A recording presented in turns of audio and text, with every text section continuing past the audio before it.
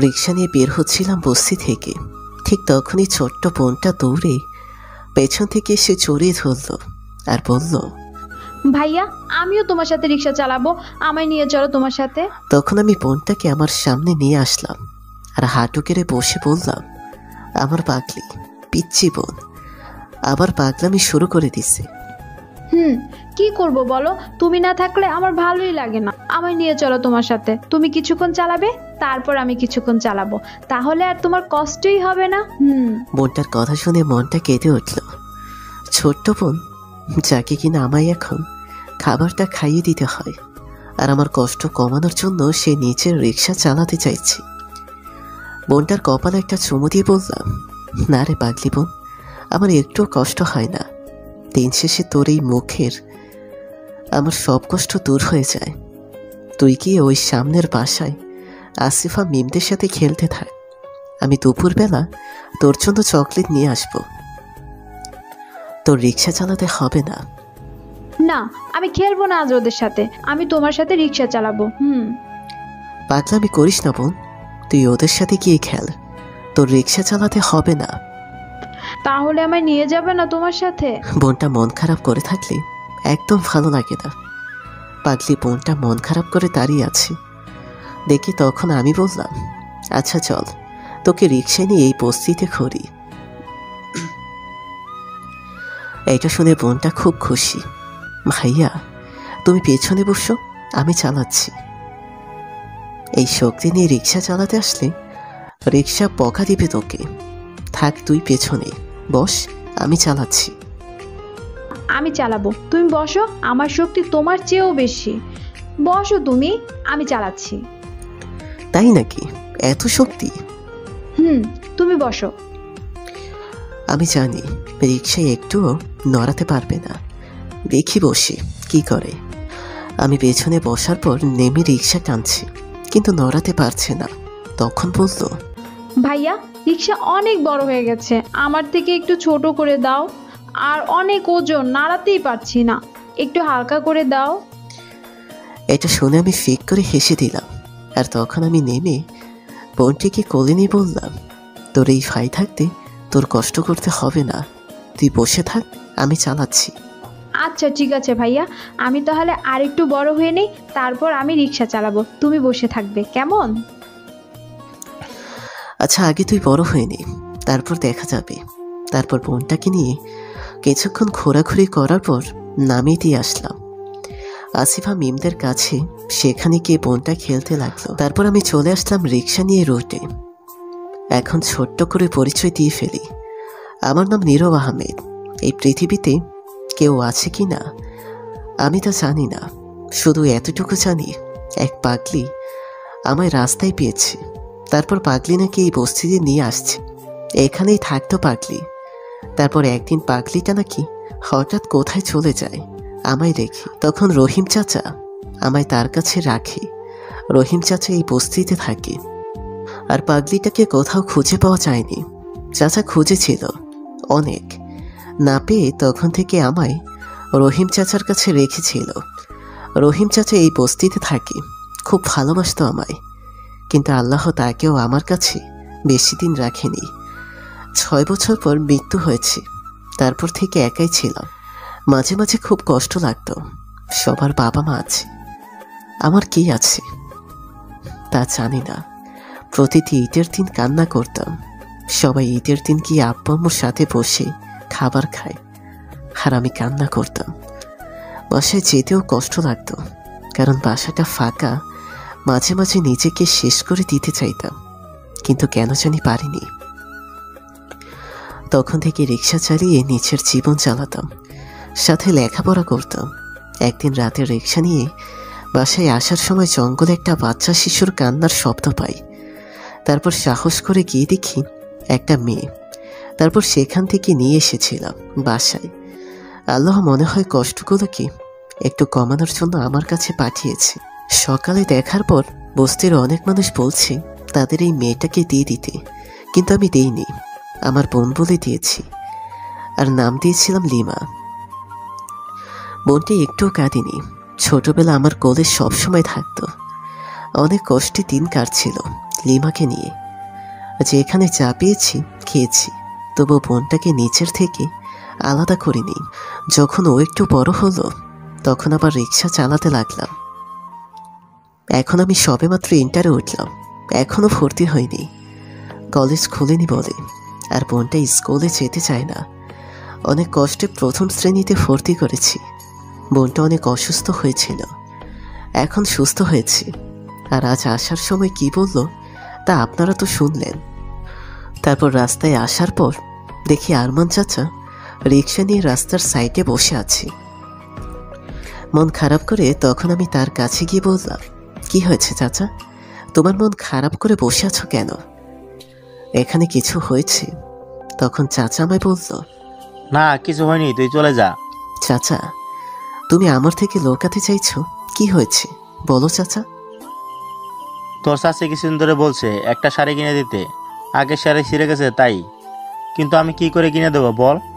যা রিক্সা চালিয়ে পায় তাদের সংসার চলে, দিন শেষে বাসায় যাওয়ার পর 50 টাকা অথবা 20 টাকা থাকে। আমি নিজেও কিছু খাই না, কারণ সকালে আবার ছেলেটাকে টাকা দিতে হয়। বাসা থেকে শূন্য পকেটে বের হয়, এখন কি করে শাড়ি কিনে দেবো বল? আসার সময় ঝগড়া করছে এই নিয়ে। তোর চাচি আর বলেছে আজ একটা শাড়ি নিয়ে যেতে বাসায়। জানিস মাঝে মাঝে সকালে বাসা থেকে না খেয়ে তারপর রিক্সা নিয়ে বের হই, কারণ খাবার থাকে না করে, তবু কষ্ট করে রিক্সা চালাই না খেয়ে। খুব কষ্ট হয়, তবু ওদের কথা ভেবে চালাই। আমি চুপ করে শুনছিলাম, কি বলবো আমি বলার ভাষা খুঁজে পাচ্ছি না। তখন চাচা আবার বলল, আমার ছেলেটা আজ 10-15 দিন ধরে বলছে গরু মাংস দিয়ে ভাত খাবে, মাংস নিয়ে আসতে, কিন্তু আমি পারিনি এখনো কিনে খাওয়াতে। তখন আমি বললাম, চাচা মন খারাপ করো না, কষ্ট হলেও কিছু করার নেই। গরিব মানুষের ভাগ্যটাই এমন, সবকিছু কপালে জোটে না। এত কষ্ট করে বেঁচে থাকতে ইচ্ছে করে না জানিস। চাচা এমন কথা বলছো কেন? কি বলবো বলো? ছেলেটা প্রতিদিন একটা কিছু বলেই কিনে নিয়ে যেতে, কিন্তু আমি পারি না নিয়ে যেতে। আর রোজ মিথ্যা কথা বলি, পরে কিনে দিব, এটা দোকানে নাই, শেষ হয়ে গেছে, এটা ওটা বলে শান্ত করি। তোর চাচিও মাঝে মাঝে অনেক কিছু বলে নিয়ে যেতে, কিন্তু নিয়ে যেতে পারি না। চাচা বলল, চাচা শোনো, তুমি রোদে বৃষ্টির মাঝে সারাদিন কার জন্য রিক্সা চালাও বলো? তুমি রিক্সা চালাও যাতে তোমার পরিবারের মুখে 3 বেলা কিছু খাবার দিতে পারো। একমাত্র গরিব মানুষেরা বুঝতে পারে 3 বেলা খাবারের জন্য কতটা কষ্ট করতে হয়। আর আমি সেটা বুঝতে পারছি, আমিও তো তোমার মতো একজন। তোমার পরিবারকে তুমি জানিয়ে দিয়েছ, খেয়েছি।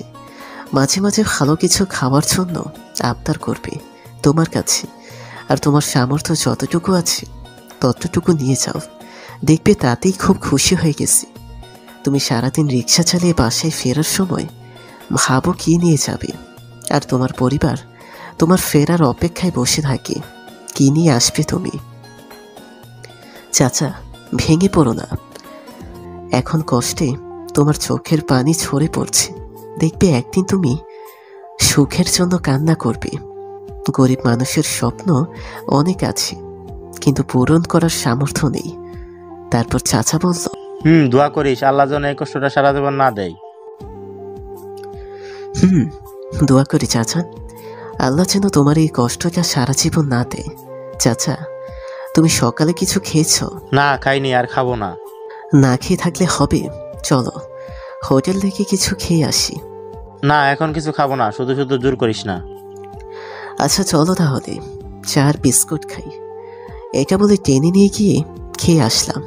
তারপর চাচা বলল, এখানে কিছুক্ষণ বসে থাকবি, রিক্সা নিয়ে আমায় চলে যেতে বলল। তখন আমি বললাম, চাচা আজ বিকেলে একটু দেখা করবে, আমার সাথে খুব দরকার, তোমাকে নিয়ে একটা জায়গায় যাব। ঠিক আছে, কয়টায় আসবো?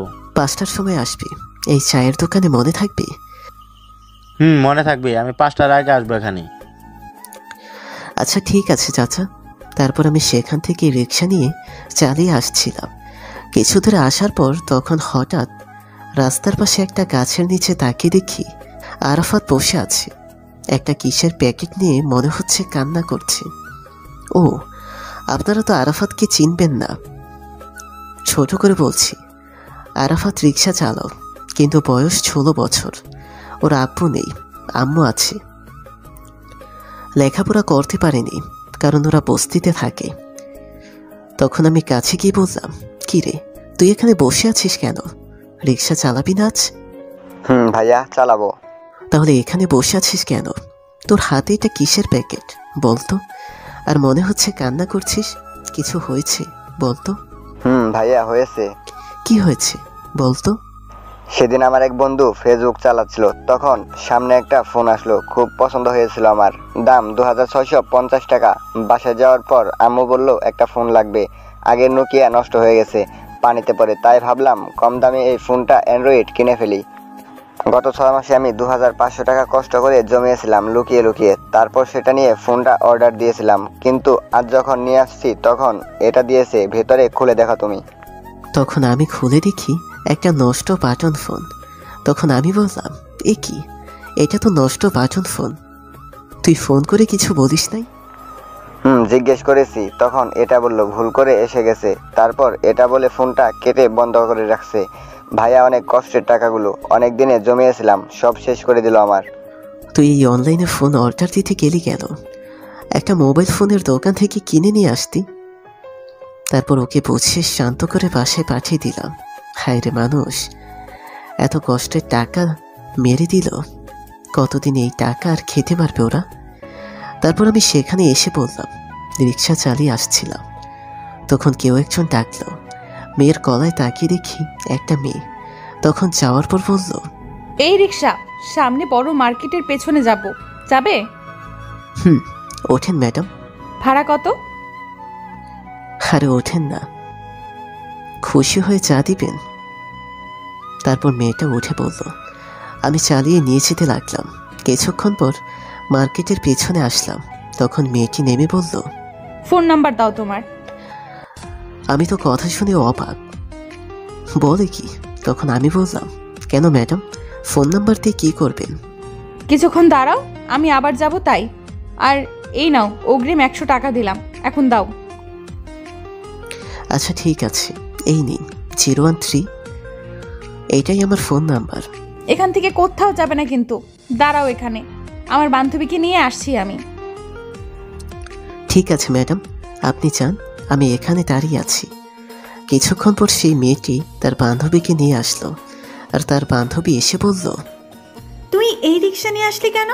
কেন, কি হয়েছে? রিক্সা নিয়ে আসলে? তুই জানিস না এদের শরীরে দুর্গন্ধ থাকে বেশি? আমি রিক্সা দিয়ে যাই না। এই প্রচণ্ড রোদের মাঝে রিক্সা চালাতে গেলে থাকতেই পারে, কিন্তু কোথায়? আমি তো তেমন কিছু পেলাম না আসার সময়। আমি যাব না এইগুলো রিক্সা দিয়ে, তুই যা। আরে চল তো, গেলে কিচ্ছু হবে না, এত কথা না বলে চল। তারপর জোর করে রিক্সায় ওঠালো। আমি কোনো কথা না বলে চালিয়ে যেতে লাগলাম। কিছু দূর যাওয়ার পর মেয়েটার বান্ধবী বলল, ওই তুই রিক্সা থামা, আমি যাব না। প্রয়োজনে হেঁটে যাব, তবুও যাব না। কেন, কি হলো? নেমে যাবি কেন? আমার ভেতর থেকে সব এক্ষুনি বের হয়ে যাবে। কি বাজে দুর্গন্ধ এই শরীরে। কোথায়? আমি তো কিচ্ছু পাচ্ছি না।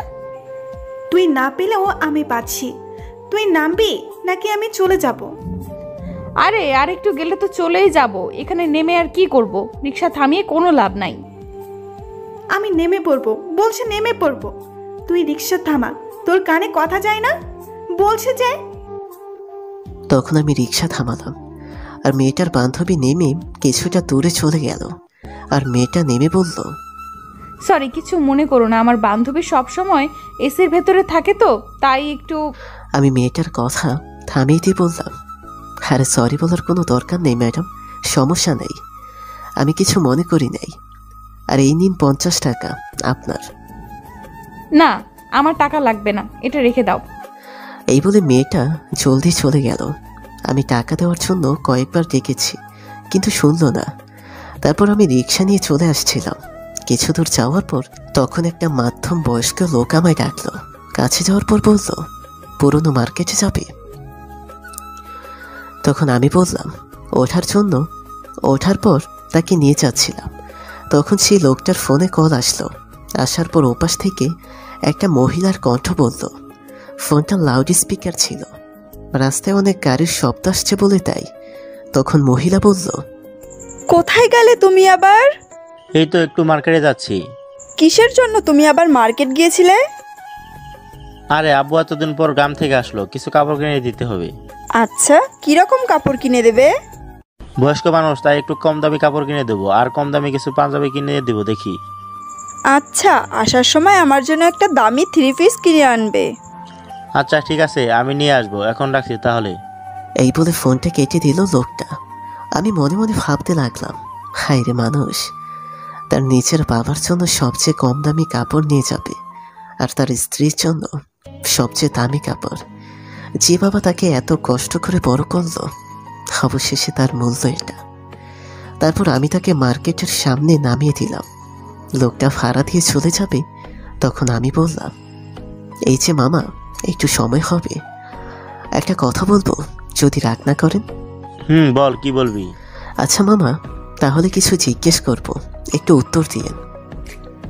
মামা, আপনি যখন ছোট্ট ছিলেন, তখন আপনার বেড়ে ওঠার জন্য দায়িত্ব কার ছিল বেশি? মায়ের পাশাপাশি বাবাই থাকে। আপনি যখন ছোট্ট ছিলেন, তখন না হয় বুঝতে পারতেন না। যখন একটু বড় হলেন, তখন থেকে বলেন তো, আপনি যা চেয়েছেন তা কি পেয়েছেন? কিনা কান্না করার সাথে সাথে? কান্না করলে সাথে সাথে এনে দিয়েছে। আচ্ছা, বাবা কি কখনো দামি কম দামি পোশাক বেছে পরিয়েছেন আপনাকে? যেটা পছন্দ হয়েছে সেটাই পরিয়েছে, আর দামিটাই পরাতেন। লোকটা চুপ করে রইল। হয়তো বুঝতে পেরেছে আমার কথার মানে। একজন বাবা শুধু নামে নয়, তার অনেক দায়িত্ব থাকে।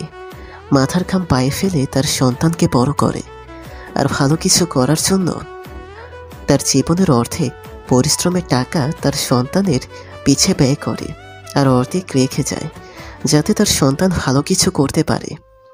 আর তারা চিন্তা করে শেষ বয়সে সে একটু শান্তি পায়।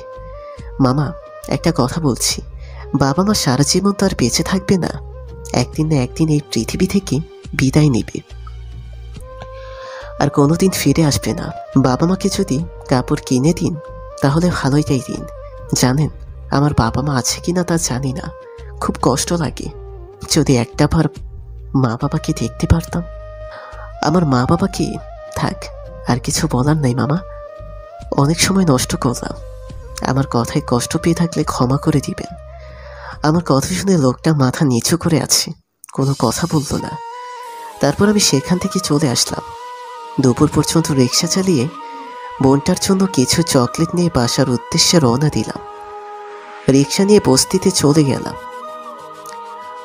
রিক্সা রেখে গিয়ে দেখি বোনটা বসে বসে মাটি নিয়ে খেলছে। তখন আমায় দেখে দৌড়ে আসতে আসতে বলল, আমার ভাইয়া এসেছে চকলেট নিয়ে। তখন আমার কাছে এসে বলল, ভাইয়া চকলেট কই, জলদি দাও, আমি খাবো। তখন আমি দুষ্টুমি করে বললাম, ইস, আমার একটু মনে ছিল না চকলেট নিয়ে আসতে, এখন কি হবে? সত্যি তুমি নিয়ে আসোনি আমার জন্য চকলেট? বোনটা মন খারাপ করে নিচের দিকে তাকিয়ে বলল। তখন আমি চকলেটগুলো বের করে সামনে দিয়ে বললাম, এই যে তোর চকলেট। আমার বোনটা চকলেট খাবে আর আমি নিয়ে আসবো না, তা কি করে হয়? আমি চকলেটগুলো দিয়ে বললাম। চকলেটগুলো পেয়ে খুশি তো লাফাতে লাগলো আর দৌড়ে ঘরে যেতে লাগলো। বোনটার কিন্তু মা বাবাকে না পাওয়ার কষ্ট সব সময় থাকবে। জানি না আমার মা বাবা বেঁচে আছে কিনা, কেমন আছে তাও জানি না। তারপর আমি ফ্রেশ হয়ে ঘরে চলে গেলাম। গিয়ে সকালের রান্না করা খাবারগুলো গরম করে ঘরে নিয়ে গেলাম। বোনটা বসে বসে চকলেট খাচ্ছে। তখন আমি বললাম, চকলেট খেলে হবে, গোসল করতে হবে না, চল তোকে গোসল করিয়ে দিই, তারপর খাবার খাইয়ে দিব। আমার গোসল করিয়ে দিতে হবে না, আমি নিজেই গোসল করতে পারবো। তাই নাকি?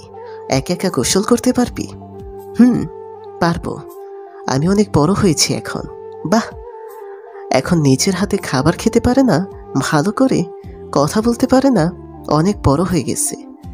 আমার বোন খুব ভালো। তাহলে চল, আমি বালতিতে পানি দিচ্ছি।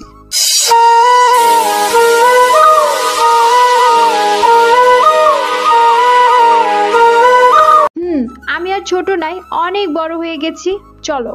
তারপরে এক বালতি পানি নিয়ে দাঁড়িয়ে আছি। তখন বোন বলল, তুমি যাও, আমি এখনই গোসল করে আসছি। ঠিক আছে, আমি চলে যাচ্ছি, তুই গোসল করে আয়। এটা বলে আমি চলে আসলাম। কিছুক্ষণ পর বোনটা ডাকতে লাগলো। আমি জানি একা গোসল করতে পারবে না। যাওয়ার পর বলল, ভাইয়া তুমি গোসল করিয়ে দাও। তারপর আমি আর কিছু না বলে গোসল করিয়ে দিয়ে নিয়ে চলে আসলাম।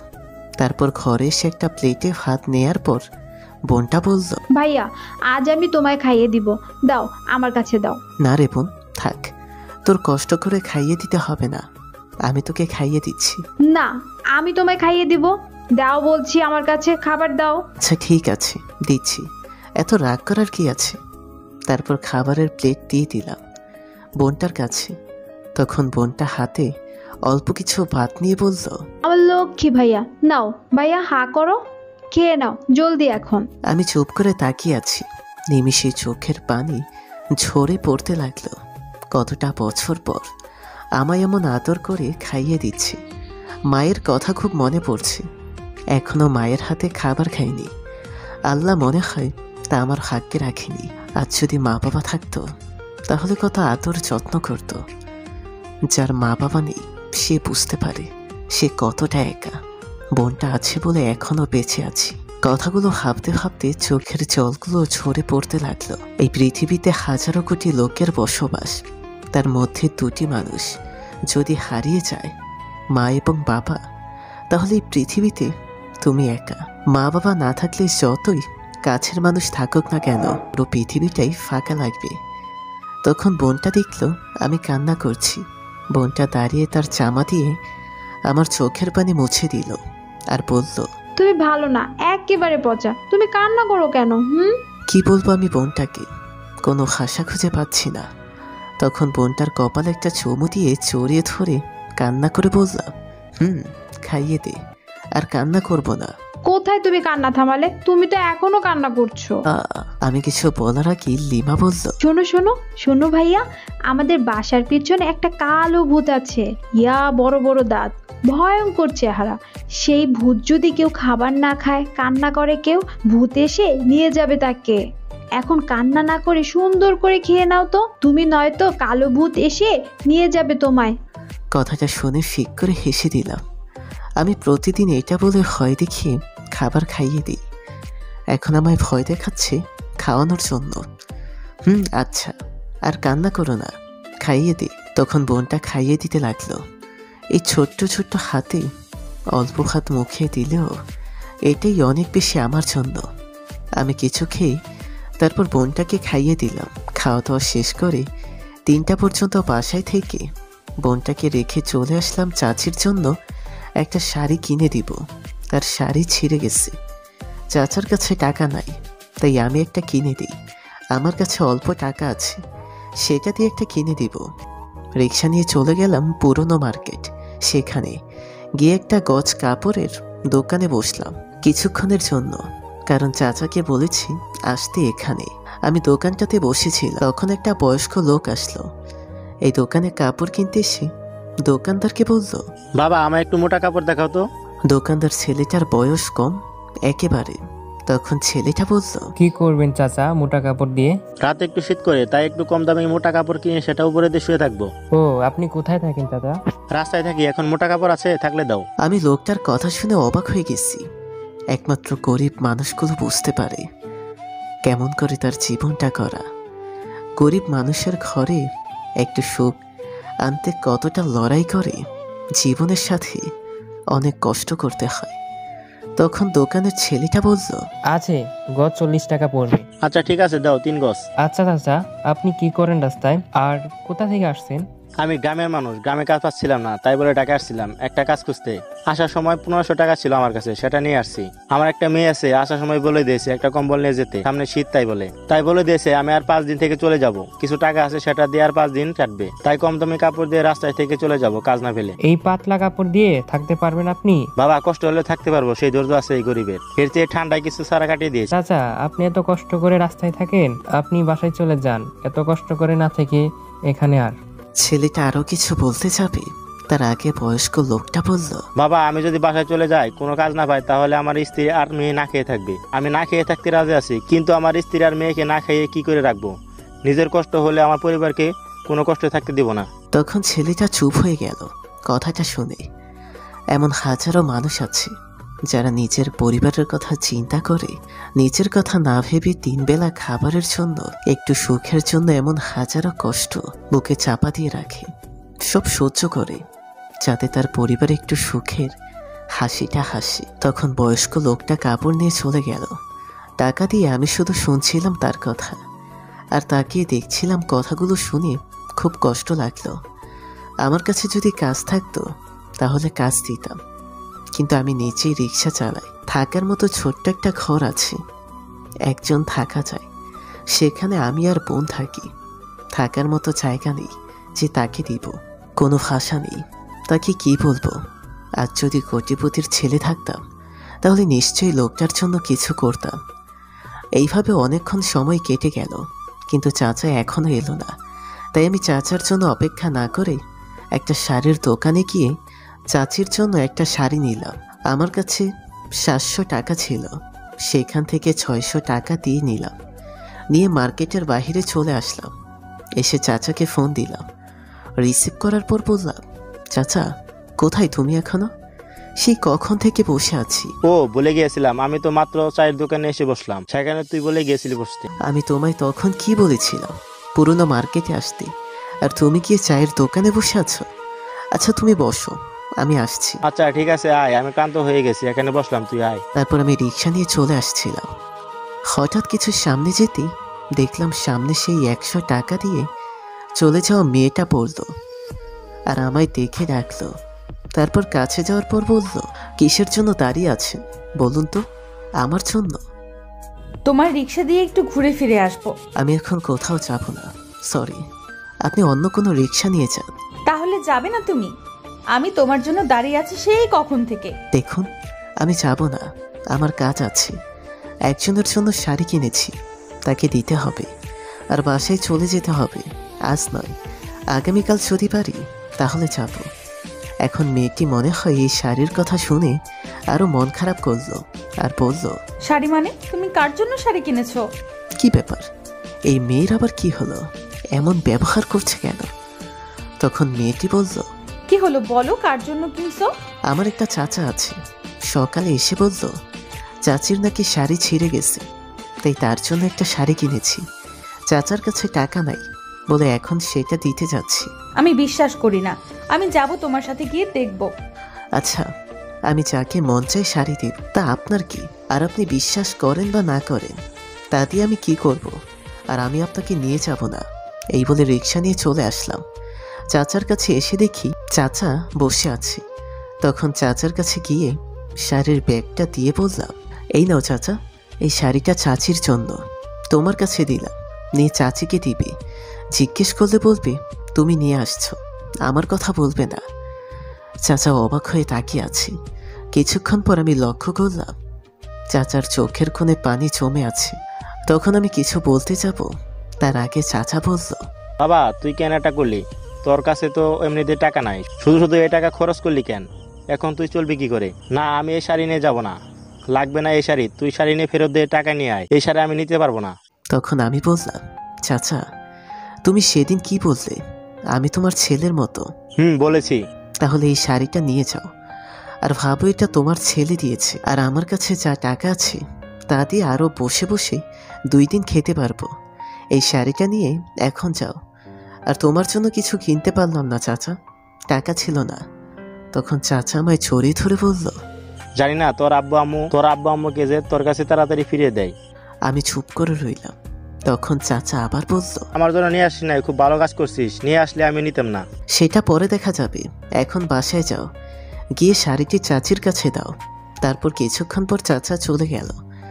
আমিও কিছুক্ষণ পর চলে আসলাম সেখান থেকে। এইভাবে চলে গেল কয়েকটি দিন। একদিন দুপুরে আমি রিক্সা রেখে রাস্তার এক সাইডে দাঁড়িয়েছিলাম। প্রচণ্ড রোদ, তাই একটা শপিং মলের সামনে দাঁড়িয়েছিলাম।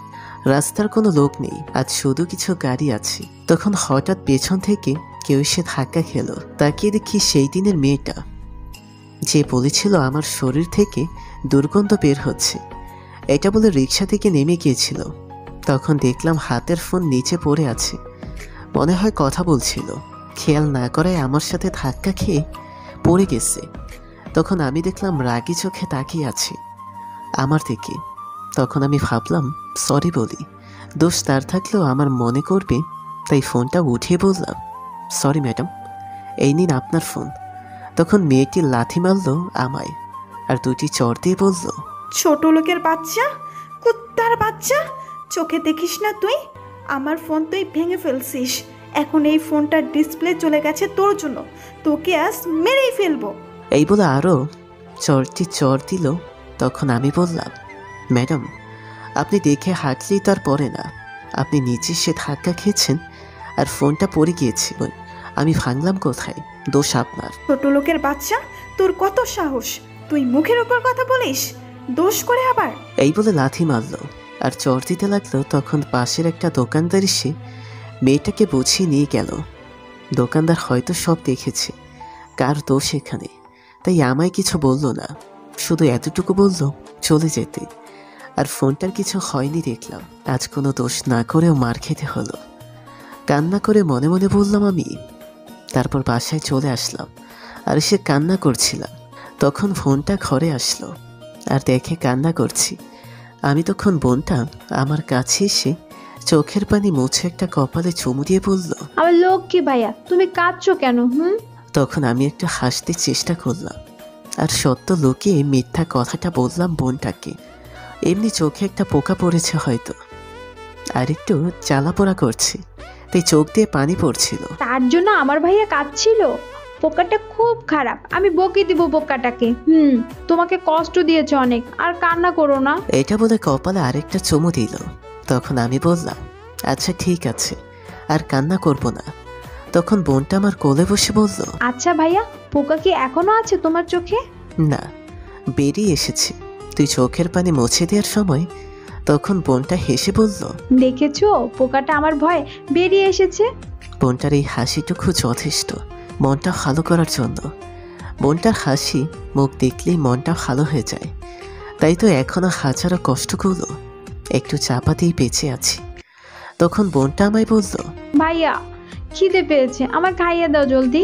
ঠিক আছে চল, আগে তোকে গোসল করিয়ে দিই, তারপর খাইয়ে দিব। আচ্ছা ঠিক আছে, চলো ভাইয়া। তারপর বোনটাকে নিয়ে চলে গেলাম, গোসল করিয়ে নিয়ে আসলাম।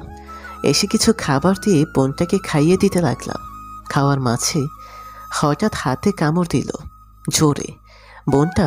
তখন আমি বললাম, উফ, কিরে কামড় দিচ্ছিস কেন? এমনি। ওরে দুষ্টু বোন, ভালোই দুষ্ট হয়ে গেছিস। হবই তো, দেখতে হবে যে কার এই পিচ্চি বোন। হয়েছে, এখন চুপ করে খাবার খেতে থাক।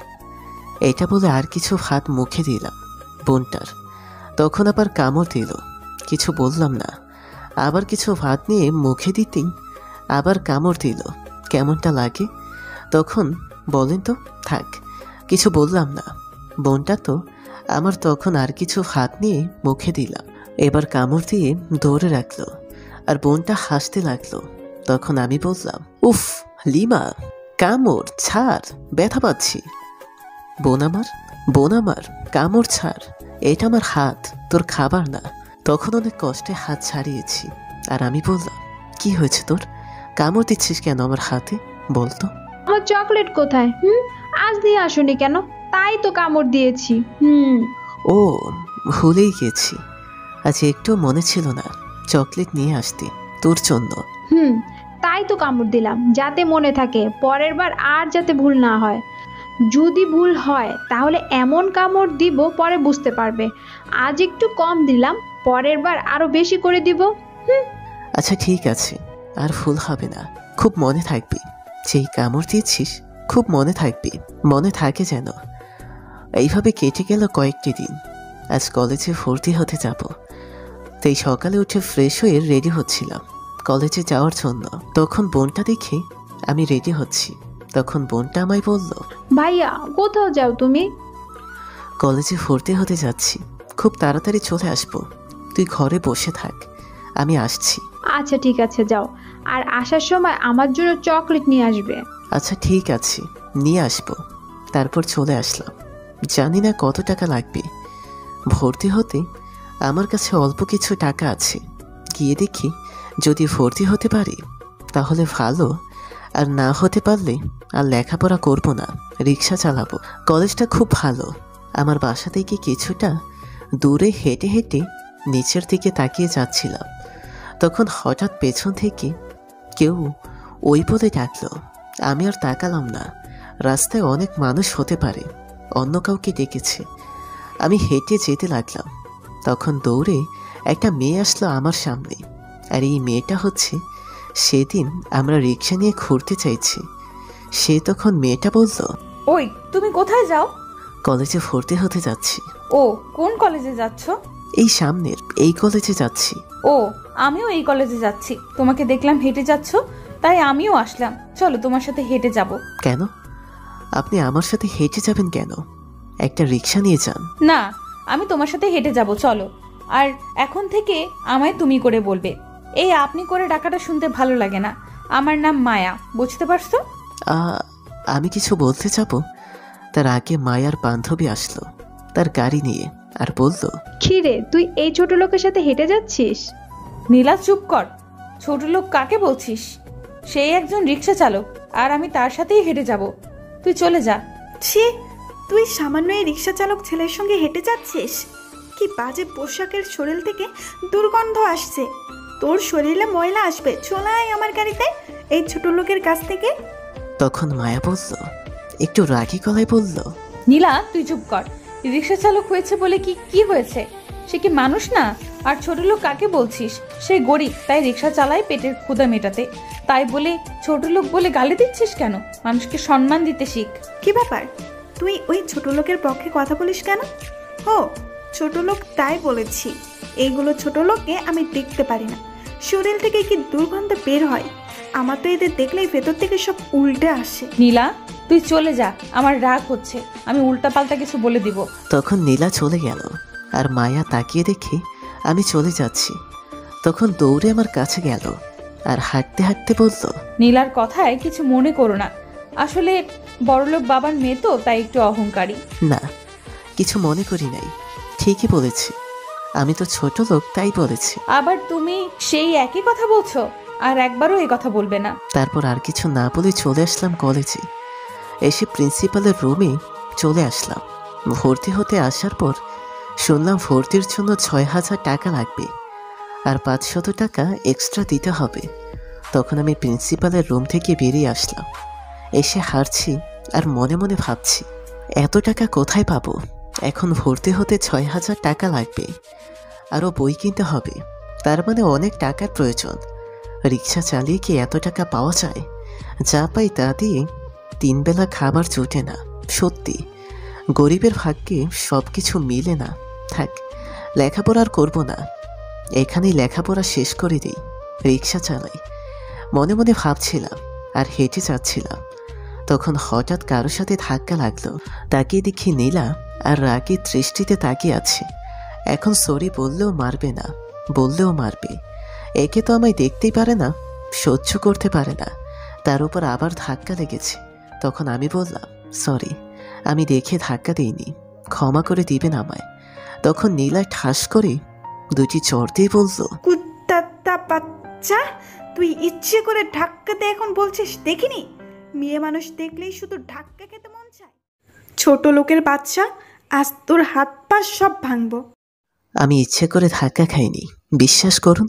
তবু আমি ক্ষমা চাইছি। আর আপনি একটু দেখে হাঁটলেই তো হতো, তাহলে ধাক্কা লাগতো না। কি তোর এত সাহস? তুই ধাক্কাতে এখন বলছিস আমায় দেখে হাঁটতে? তোকে আজ আমি।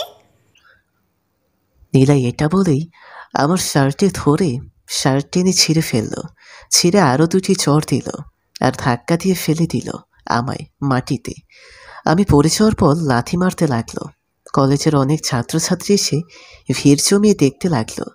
আর নীলা লাথি মারতে মারতে বলল, ছোট লোকের বাচ্চা, খুব শখ মেয়ে মানুষের সাথে ধাক্কা খাওয়ার, তাই না?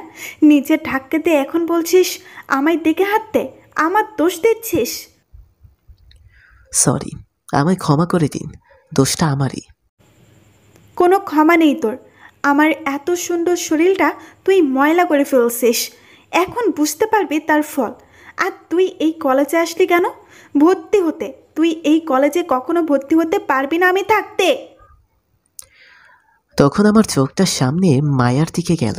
দেখি দাঁড়িয়ে আছে আর রাগের দৃষ্টিতে আমার দিকে তাকিয়ে রয়েছে। তখন আমি নীলাকে বললাম, ম্যাডাম প্লিজ আর মারবেন না, আপনার পায়ে ধরি, তবুও ক্ষমা করে দিন। তোদের ছোট লোকের কোনো ক্ষমা নেই। এই বলে লাথি মারতে লাগলো। কিছুক্ষণ আমি আবার বললাম, প্লিজ ম্যাডাম আর মারবেন না, আপনার পায়ে ধরি প্লিজ। আমি ইচ্ছে করে ধাক্কা দিইনি, তবুও ক্ষমা চাইছি, প্লিজ ক্ষমা করুন। এই তোদের মতো কিছু গরিব ছোট লোকগুলোর একটাই সমস্যা, তোদের মারলেও শরীরে লাগে না, কথা বললেও তা লাগে না, দোষ করে আবার পায়ে পড়িস, ছেড়ে দিলে কিছুদিন ভালো সেজে আবার এমনই করিস। তোকে তো আজ এমন শিক্ষা দেব সারা জীবন মনে রাখবি। তখন মা এসে নীলাকে ঠাস করে দুটো চড় দিল আর বলল, কি মনে করিস নিজেকে? খুব সুন্দরী? তোর বাবার টাকা আছে বলে যার সাথে মন চায় তার সাথে খারাপ ব্যবহার করবি? ছেলেটা তোকে আঘাত দেয়নি, তবুও তুই মারছিস। ক্ষমা পর্যন্ত চেয়েছে, তবুও তুই মারছিস। তোর বাবা তোকে ভালো কোনো শিক্ষাই দেয়নি, ভদ্রতা কিচ্ছু শিখায়নি। তুই যদি আমার বেস্ট ফ্রেন্ড না হতি তাহলে তোকে আরো কয়েকটা চড় দিতাম, কিন্তু বেস্ট ফ্রেন্ড বলে বেঁচে গেলি। আর কি জানি বললি, গরিবের শরীরে মারলে লাগে না, কথা বললেও লাগে না। আরে লাগবে কি করে? তারা কোনো দোষ করলে তা মাথা পেতে নেয়, যা শাস্তি দিবে তা সহ্য করে নেয়। আর না দোষ করলেও তোর মতো অহংকারী কিছু লোক একটু কিছুর জন্য হাজারটা বায়না ধরে কথা বলে। তোর বাবার তো বসে বসে গরিবের টাকা মেরে খায়। গরিবের 100 টাকা রোজগার করতে হয় সারাটা দিন খেটে, সেটা তোকে বোঝাতে পারবো না, কারণ তোর মতো মেয়েকে বোঝানোর কোনো প্রয়োজন মনে করি না। তোর সাথে আমার বন্ধুত্ব শেষ। আর কি জানি বললি, এই কলেজে ভর্তি হতে পারবে না, আমিও দেখবো কি করে ভর্তি না হয়। তখন নীলা মায়াকে বলল, তুই কাজটা ঠিক করিস নাই। এই ছোট লোকের বাচ্চার জন্য পুরুষত্ব শেষ করলি তো। আর আমার গায়ে হাত তুললি, আমিও দেখে নেব তোদের দুইজনকে। যা, কি করবি করিস। তখন আমায় আরেকটা লাথি দিয়ে নীলা বলল, তোকে আমি দেখে নেব। তখন মায়া ঠাস করে আরো দুটি চড় দিয়ে নীলাকে আর বলল, তুই আবার লাথি মারছিস? তোর পা ভেঙে ফেলবো যদি আরেকবার লাথি মারিস। তোদের দুইজনকে পরে আমি দেখে নেব। তখন নীলা চলে গেল। আমি মাটিতে পড়েছিলাম। তখন মায়া গিয়ে টেনে তুলল আর পাশে থাকা সব ছাত্রছাত্রীকে বলল, বাহ, আপনারা সবাই খুব ভালো। দাঁড়িয়ে দাঁড়িয়ে বোবার মতো দেখতে জানেন, বাধা দিতে জানেন না। একটা মেয়ে এমন করে মারছে, কোথায় আটকাবেন তা না করে দাঁড়িয়ে দেখছেন। তখন সেখান থেকে একটা ছেলে বলল, কি করে বলবো বলেন? তার আব্বু হচ্ছে মন্ত্রী আর তার আপন চাচা এই কলেজের প্রিন্সিপাল। কিছু বলতে গেলে আমাদের এই কলেজ থেকে বের করে দিবে। এই ভয় নিয়ে যদি থাকেন তাহলে জীবনে কিচ্ছু হবে না। আজ তার সাথে করছে, অন্যদিন আপনার সাথে করতেও পারে। যান, আপনারা সবাই এখান থেকে চলে যান যার যার কাজে। তখন সবাই চলে গেল। তখন আমি মায়াকে বললাম, আপনি আমার জন্য শুধু শুধু আপনার বন্ধুত্ব নষ্ট করলেন কেন? আমায় মারছিল, মারতো। কান্না বন্ধ করো তুমি আগে। আর শোনো, আমিও গরিব মেয়ে, আব্বু অনেক কষ্টে লেখাপড়া করাচ্ছে আমায়। আর গরিব মানুষকে নিয়ে এমন বাজে কথা বললে এটা আমি সহ্য করতে পারবো কি করে?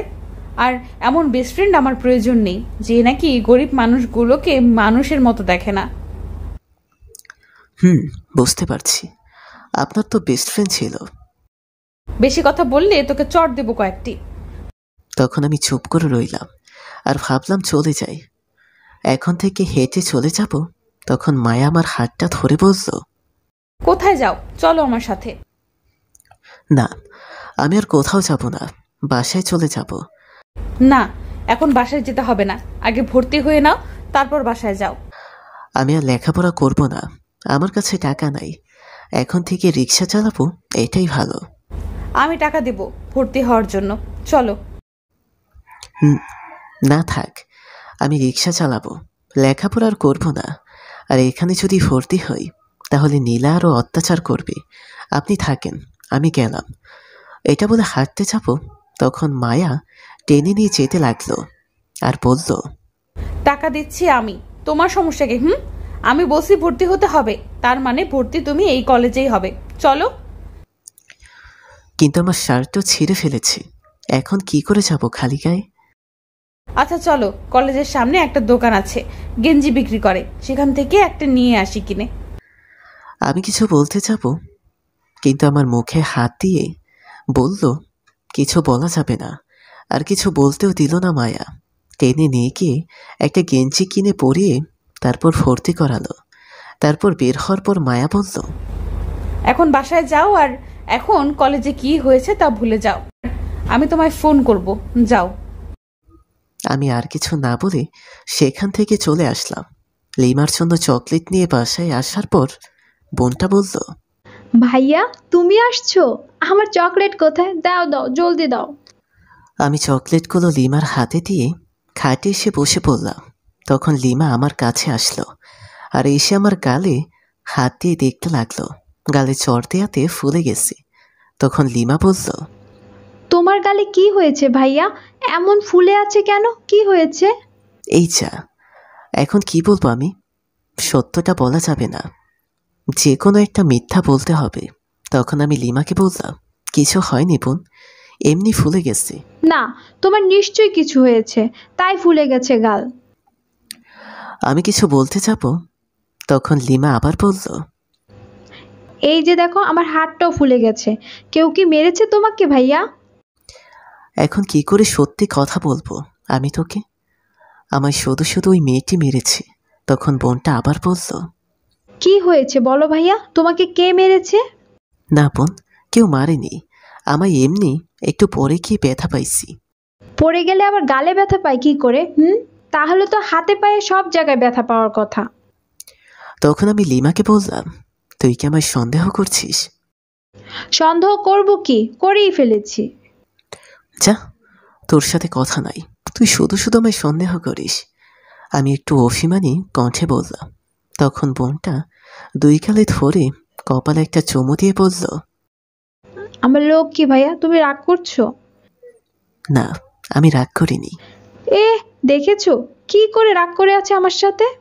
আমি বুঝি না মনে করেছো, তাই না? আচ্ছা ঠিক আছে, আর সন্দেহ করব না। চলো, খিদে পেয়েছে আমার, খাইয়ে দাও ভাইয়া। আচ্ছা ঠিক আছে, চল গোসল করে খাইয়ে দিচ্ছি। এমন করে বলে কেউ? ভালো করে বলে। তুমি কিন্তু রাগ করে বলছো ভাইয়া। আমি রাগ করিনি, চল বোন, তোকে গোসল করিয়ে খাইয়ে দিই। এবার ঠিক আছে। তারপর বোনটাকে নিয়ে গোসল করিয়ে দিলাম। তারপর ঘরে এসে খাবার খাইয়ে দিলাম। আমিও খাবার খেয়ে নিলাম। খাওয়া দাওয়া শেষ করে কিছুক্ষণ পর রিক্সা নিয়ে বেরিয়ে পড়লাম। কিছুটা দূরে যাওয়ার পর দেখলাম চাচা আসছে রিক্সা নিয়ে। তখন আমি থেমে রিক্সা থামিয়ে দিয়ে দাঁড়িয়ে রইলাম। চাচা আমায় দেখে কাছে আসলো, এসে বলল, কিরে ভাতিজা, কেমন আছিস তুই? ভালো আছি চাচা, তুমি কেমন আছো? আর চাচি কেমন আছে? সবাই ভালো আছে। তোর চাচি খুব খুশি হয়েছে তোর দেওয়া শাড়ি পেয়ে। তুমি বলে দিয়েছ শাড়িটা আমি দিয়েছি? তোর চাচি তোকে যেতে বলেছে, কখন যাবি বল? আচ্ছা, আগামীকাল যাব চাচা। তারপর আরও কিছুক্ষণ কথা বলে আমি চলে আসলাম রিক্সা নিয়ে। একটু সামনে আসার পর একটি মেয়ে ডাকলো, রিক্সা নিয়ে কাছে যাওয়ার পর বলল, ভাইয়া নিউ মার্কেট যাব, যাবেন? আমি তো মেয়েটির কথা শুনে অবাক হয়ে গেছি। যেখানে রিক্সাওয়ালা ছাড়া কেউ ডাকে না, সেখানে এই মেয়েটি আমায় ভাইয়া বলে ডাকলো। আমি মেয়েটির দিকে তাকিয়ে দেখি আমার দিকে অবাক দৃষ্টিতে তাকিয়ে আছে। তখন আমি বললাম, নিউ মার্কেট যাব, উঠুন। মেয়েটি আমার দিকে এখনো অবাক দৃষ্টিতে তাকিয়ে আছে। তখন আমি জোরে বললাম, কি হলো, ওঠেন রিক্সায়। তখন মেয়েটি আমায় বলল, আচ্ছা, আপনার আব্বু আম্মু আছে? আছে। কেন, কি হয়েছে? আসলে আপনার চেহারা আর আমার আব্বুর চেহারা প্রায় একই দেখতে। চেহারা মিল হতেই পারে, আমি তো আর আপনার পরিবারের কেউ না। এটা নিয়ে চিন্তা করে লাভ নাই। এখন ওঠেন, আমি আপনাকে নামিয়ে দিয়ে আসি। আপনি টাকা দিলে আমার লাভ হবে। আচ্ছা ঠিক আছে, চলেন ভাইয়া। তারপর মেয়েটি আর কোনো কথা বলল না, রিকশায় উঠে বসলো। মেয়েটার বয়স আমার চেয়ে কম, তাই হয়তো ভাইয়া বলে ডেকেছে। আমায় সবাই তো আর একরকম না। তারপর আমি রিকশা চালিয়ে যেতে লাগলাম। কিছুটা পথ যাওয়ার পর মেয়েটি বলল, আচ্ছা ভাইয়া, আপনার নাম কি? কোথায় থাকেন? আমার নাম নীরব আহমেদ, আমি সামনের ওই বস্তিতে থাকি। চিনতে পারছি। আচ্ছা, আপনি কি লেখাপড়া করেন? ইন্টারে পড়ি, আজ ভর্তি হয়ে আসলাম। আপনার আব্বু কি করেন? এখন কি বলবো, আমি তো জানি না। আমার আব্বু আম্মুকে সত্যিটাই বলে দিই। আমি চুপ করে আছি দেখি মেয়েটি আবার বলল, কি হলো ভাইয়া, বলেন। আম্মুকে গিয়ে আজ বলবো আব্বুর মতো দেখতে একটা ভাইয়াকে দেখেছি। তখন আমি বলতে যাব, ঠিক তখনই রিকশার পেছনে একটা গাড়ি এসে জোরে ধাক্কা মারল। রিকশায় বসে থাকা মেয়েটা মাটিতে পড়ে গেল। আমি সাথে সাথে নেমে মেয়েটিকে উঠালাম। তখন মেয়েটি নিজেকে সামলে নিল। মেয়েটার হাত একটু কেটে গেছে। আমি তখন না দেখে গাড়িটাকে উদ্দেশ্য করে বলতে লাগলাম, কোন শালারে দিনে দুপুরে নেশা করে গাড়ি চালায়, দেখে চালাতে পারিস না? আমি রাগী গলায় কথাটা বললাম। তারপর গিয়ে দেখলাম অনেক দামি গাড়ি, BMW, আর সামনে তাকিয়ে দেখি ড্রাইভারের জায়গায় নীলা বসে আছে আর হাসছে। এটা দেখে প্রচণ্ড রাগ হতে লাগলো। তখন নীলা বের হয়ে আসলো হাসতে হাসতে আর বলল, কি কেমন দিলাম ধাক্কা তোর রিকশায়?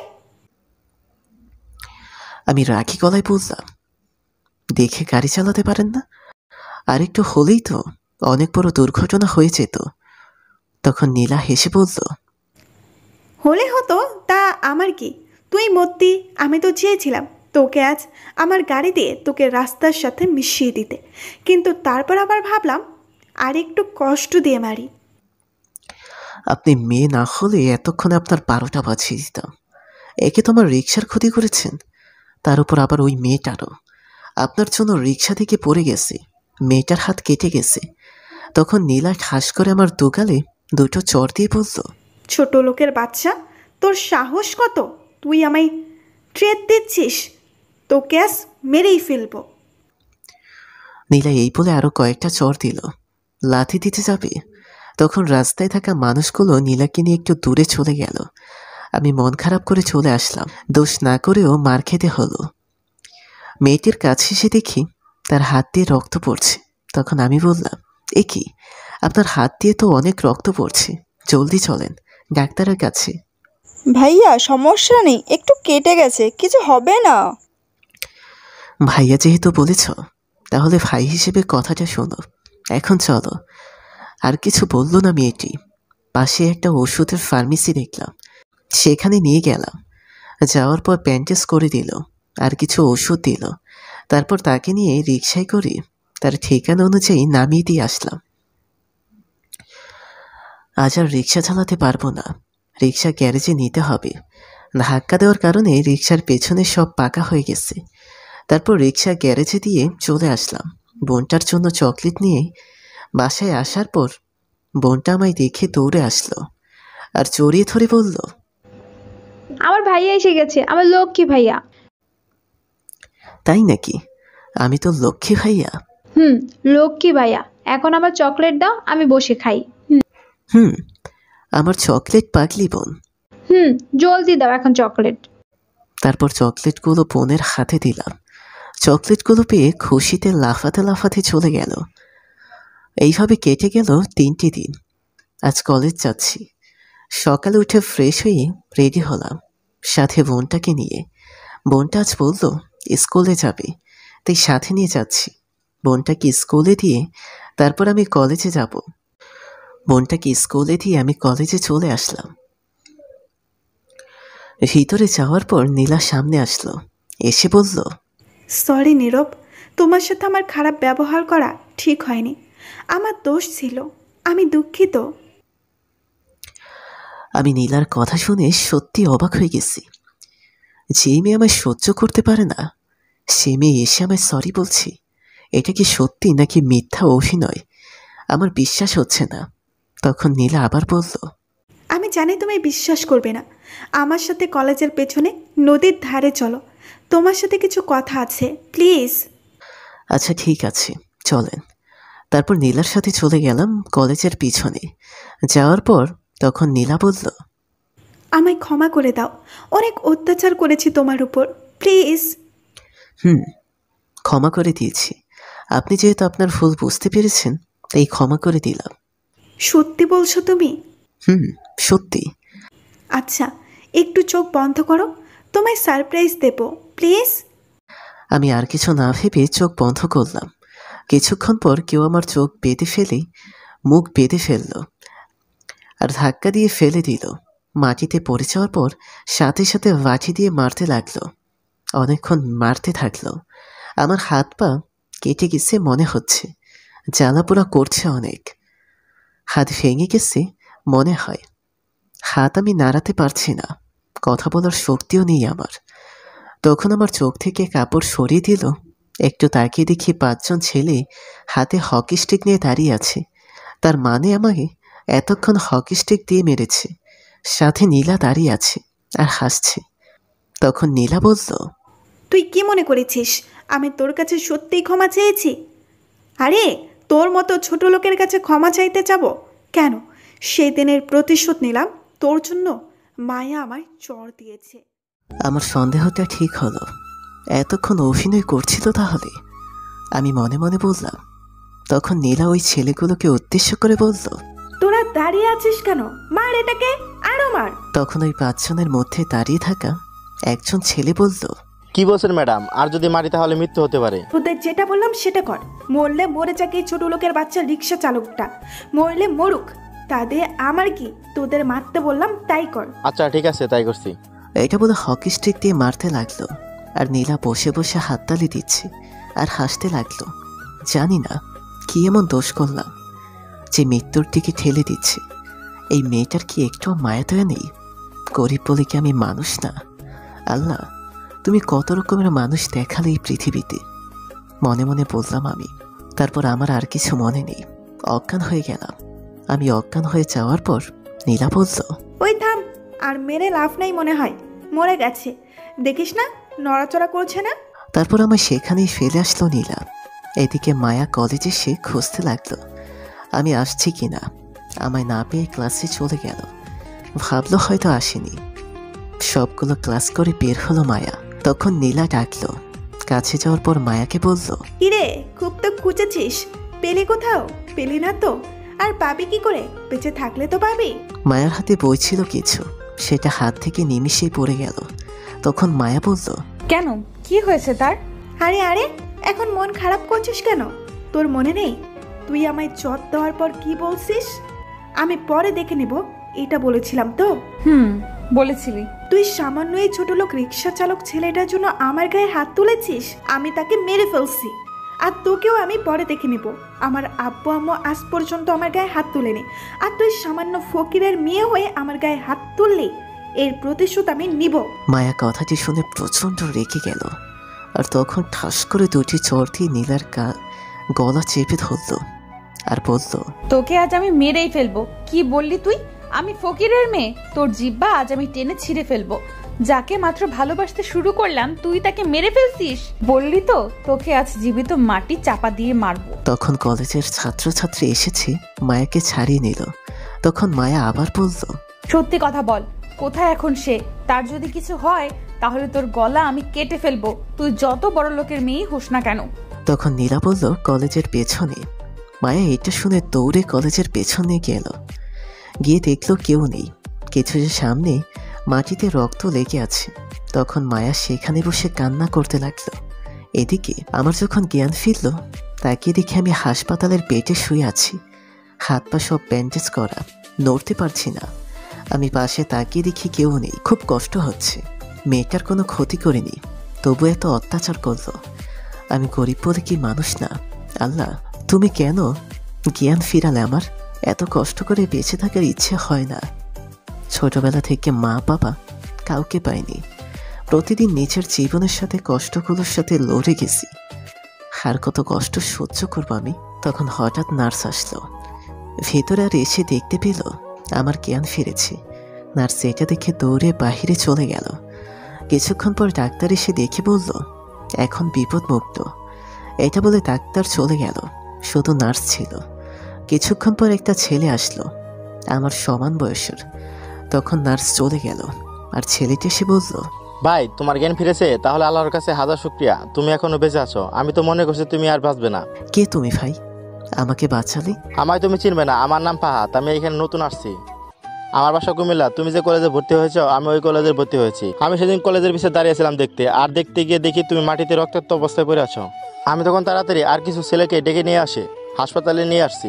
তুমি আজ 2 দিন হলো হাসপাতালে অজ্ঞান হয়েছিলে, আজ জ্ঞান ফিরলো। আমি কথাটি শুনে অবাক হয়ে গেছি। আমি 2 দিন অজ্ঞান হয়ে হাসপাতালে পড়ে আছি। আমার বোন কোথায় তাহলে? আমি তো হাসপাতালে। বোনটাকে তো স্কুলে দিয়ে আসছিলাম। বোন তো একা বাসায় যেতে পারবে না, বোনটাকে নিয়ে ভয় লাগছে। এখন কোথায় হতে পারে বোনটা? তখন ছেলেটা আবার বলল, ভাই তোমার এই অবস্থা কি করে হলো? সেটা পরে এক সময় বলবো। আচ্ছা তোমার আব্বু অথবা আম্মুর ফোন নাম্বার দাও, আমি জানিয়ে দেই তুমি এখানে। আমার আব্বু আম্মু নেই। মানে তোমার আব্বু আম্মু কি এই পৃথিবীতে বেঁচে নাই? আমি জানি না আমার আব্বু আম্মু বেঁচে আছে কিনা। আমি ঠিক বুঝতে পারলাম না। ছোটবেলায় একটা পাগলি নাকি আমায় রাস্তায় থেকে নিয়ে আসছে বস্তিতে।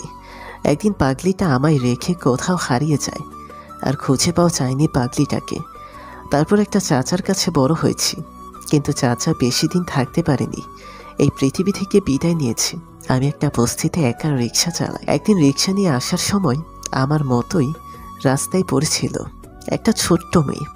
তখন আমি তাকে রাস্তা থেকে নিয়ে আসছি, আমার বোনের মতো আদর করি। এখন এই পৃথিবীতে একমাত্র ছোট বোন আছে, কিন্তু এখন কোথায় আছে বলতে পারি না। এই পৃথিবীতে মা ছাড়া নিজেকে শূন্য মনে হয়। মা না থাকলে কতটা কষ্ট হয় তা হয়তো কাকে বোঝানো সম্ভব না। যার মা নেই সেই একমাত্র বোঝে। আমার মা নেই, আমি বুঝি মা ছাড়া কতটা কষ্ট। আর তোমার তো কেউ নেই, হাজারো কষ্ট নিয়ে আছো। আচ্ছা ভাই, আমার বোনটাকে একটু খুঁজে নিয়ে আসবি। কোথায় আছে বোনটা? একটু বস্তিতে গিয়ে দেখো আমার বোনটা আছে কি না। থাকলে নিয়ে আসবে এইখানে। আমার রুম বস্তির প্রথম গলি 3য় রুমটা, সেখানে গিয়ে দেখবি। খুঁজে দেখবো, কিন্তু আমি তো তোমার বোনকে দেখিনি, কি করে চিনবো তাহলে? তুমি সেখানে গিয়ে যে কোনো একজনকে বলবে নীরবের বোনকে। তাহলে আমার বোন থাকলে সেখানে দেখিয়ে দিবে আমার বোনকে, আর আমার কাছে নিয়ে আসবে। এই দাঁড়াও, তুমি কি বললে তোমার নাম নীরব? কেন, কি হয়েছে? আচ্ছা আমি একটি ভিডিও দেখাচ্ছি, দেখো তো এটা তোমার বোন নাকি? গতকাল নিউজের মাঝে দেখানো হয়েছে। এই মেয়েটাকে খুঁজে পাওয়া গেছে, কিন্তু তার আম্মু আব্বু নাম বলতে পারে না, শুধু তার ভাইয়া নাম বলো নীরব। কোথায় দেখি, ভিডিওটা দেখাও তো। তারপর ফাহাদ তার ফোনে ভিডিও প্লে করলো। তাকে দেখে আমার বোন লিমা কান্না করছে আর বলছে, আমার ভাইয়াকে এনে দাও। আমার ভাইয়া কোথায়? ভাইয়া তুমি আমাকে নিয়ে যাও। এটা বলে কান্না করছে লিমা। খুব খারাপ লাগছে বোনটাকে কান্না করতে দেখে। তখন আমি বললাম, ভাই, আমার বোন এটা, প্লিজ তাড়াতাড়ি নিয়ে আসো আমার বোনটিকে। আচ্ছা আমি দেখছি ভাই কি করা যায়, তুমি শুয়ে থাকো, আমি খোঁজ নিয়ে আসি কোথায় আছে। তারপর এটা বলে চলে গেল ফাহাদ। কিছুক্ষণ পর নার্স এসে ঘুমের ইঞ্জেকশন দিল। আস্তে আস্তে ঘুমিয়ে গেলাম। ঘুম ভাঙার পর দেখি ফাহাদ বসে আছে। তখন আমি বললাম, খোঁজ নিয়ে আসছো? কোথায় আছে আমার বোন? খোঁজ নিয়ে আসি। তোমার বোন এখন আফতাব সাহেবের বাসায় আছে। আমি বলছি তোমার কথা, কিন্তু তারা বলো তোমায় যেতে হবে, গিয়ে নিয়ে আসতে হবে। কিন্তু আমি কি করে যাব? আমি তো হাঁটতে পারবো না, এখন কি করে যাব? আচ্ছা আমি তোমার ছবি নিয়ে গিয়ে দেখাচ্ছি, তাহলে তোমার বোন চিনতে পারবে। আর আফতাব সাহেবকে চিনতে পারছো? বাংলাদেশের নাম্বার 1 থাকা বিজনেসম্যান। তার মেয়ে আদিবা তোমার বোনকে রাস্তায় কান্না করে অবস্থায় পেয়েছে।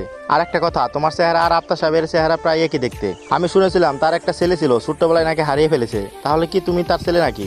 আরে না, চেহারা মিল থাকলে কি তার ছেলে হয়ে গেলাম নাকি? এমন চেহারার মিল বাংলাদেশে খুঁজলে আরো পাবে। হতে পারে। আচ্ছা আমি ছবি তুলে নিয়ে যাচ্ছি। তারপর ফাহাদ ছবি তুলে নিয়ে গেল। 1 ঘন্টা পর আফতাব সাহেবের বাসার সামনে এসে পৌঁছে গেল। গেট দিয়ে ঢুকতে যাব, তখন দারোয়ান দেখে জিজ্ঞেস করলো, কি চাই? আপনি না বলে বাসায় ভিতরে আসছেন কেন? আসলে আমি আফতাব সাহেবের সাথে দেখা করতে আসছি। কিসের জন্য? এখানে একটি ছোট্ট মেয়ে আছে, নাম লিমা, যাকে তার মেয়ে আদিবা নিয়ে আসছে রাস্তা থেকে। হারিয়ে গেছিল, আমি তাকে নিয়ে যেতে এসেছি। তার ভাই হাসপাতালে ভর্তি আছে, অ্যাক্সিডেন্ট করছে, তাই আমি পাঠিয়েছি নিয়ে যেতে। কিন্তু বড় সাহেব তো এখন বাসায় নাই, অফিসে চলে গেছে। আপনি আগামীকাল আসেন। আচ্ছা ঠিক আছে, তাহলে আমি যাচ্ছি, আগামীকাল আসবো। ফাহাদ এটা বলে চলে আসছিল। হঠাৎ তখন তাকে কেউ পেছন থেকে ডাকলো। পেছনে তাকে দেখলো একটি মেয়ে, আর এই মেয়েটি হচ্ছে আদিবা। তখন আদিবা এসে দারোয়ানকে জিজ্ঞেস করলো, না কিছু হয়নি, উনি আসছে বড় সাহেবের সাথে দেখা করতে। বড় সাহেব তো বাসায় নেই, তাই বললাম আগামীকাল সকালে আসতে। আদিবা তখন ফাহাদকে জিজ্ঞেস করলো, না আমার কোনো সমস্যা হয়নি। আমি যে কারণে আসছি সেটা হচ্ছে আপনি একটা ছোট্ট মেয়েকে রাস্তা থেকে নিয়ে আসছিলেন। 2 দিন আগে হারিয়ে গিয়েছিল সে। মেয়েটার ভাই আমাকে পাঠিয়েছে তাকে নিয়ে যেতে। আর ভাই হাসপাতালে ভর্তি আছে, ও অ্যাক্সিডেন্ট করেছে, তাই আমায় পাঠিয়েছে নিয়ে যেতে। ওহ আচ্ছা, কিন্তু তাকে এখানে আসতে হবে, তাকে ছাড়া আমরা দিব না। তাকে গিয়ে নিয়ে আসেন। যদি মেয়েটা বলে এটা তার ভাই তাহলে আমরা দিব। কোন সে হাঁটতে পারে না, সে অ্যাক্সিডেন্ট করছে, খুব খারাপ অবস্থা, তাই আমায় পাঠিয়েছে। আমি তার ছবি তুলে নিয়ে আসছি, তার বোনকে দেখান তাহলে চিনতে পারবে। আচ্ছা আপনি ভেতরে আসেন আর ছবি দিন, আমি দেখাচ্ছি। তারপর ফাহাদ ভেতরে গেল আদিবার সাথে। যাওয়ার পর সোফায় বসতে বলল আদিবা। তখন ফাহাদ বসে তার বোনের মাঝে থাকা আমার ছবি আদিবাকে দিল। আদিবা ফোনটা নিয়ে ছবিটি দেখে অবাক হয়ে গেছে। তখন আদিবা বলল, ইনি কি সত্যি তার ভাই? সত্যি। কেন? বিশ্বাস না হলে আপনি তার বোনকে দেখান, তাহলে বলে দিবে। ঠিক আছে, তার আগে আমি আম্মুর কাছে এই ছবিটা দেখাবো। আচ্ছা ঠিক আছে। তখন আদিবা তার আম্মুকে ডাকতে লাগলো। আম্মু আম্মু তুমি কোথায়? জলদি আসো এখানে। আদিবার ডাক শুনে তার আম্মু আসলো আর বলল, কি হয়েছে, এমন করে ডাকছিস কেন? আম্মু তোমায় আজ একটা জিনিস দেখাবো, তুমি দেখে বিশ্বাস করতে পারবে না। কোথায় দেখি, কি দেখাবি? তখন আদিবা ফোনের মাঝে থাকা ছবিটি দেখালো আর বলল, এই যে দেখো আম্মু, আব্বুর মতো দেখতে এই ছেলেটা। তখন আদিবার আম্মু ছবিটি দেখে ঠাস করে ফ্লোরে বসে পড়ল আর কান্না করতে লাগলো। তখন আদিবা বলল, কি হয়েছে আম্মু, কি হয়েছে তোমার? তুমি এমন করে কাঁদছো কেন? আদিবার কথার কোনো উত্তর দিল না, কান্না করতে লাগলো। কিছুক্ষণ পর বলল, কোথায় আছে ছেলেটা এখন? জলদি নিয়ে চল আমায়। কেন, কি হয়েছে আম্মু, আমায় বলো।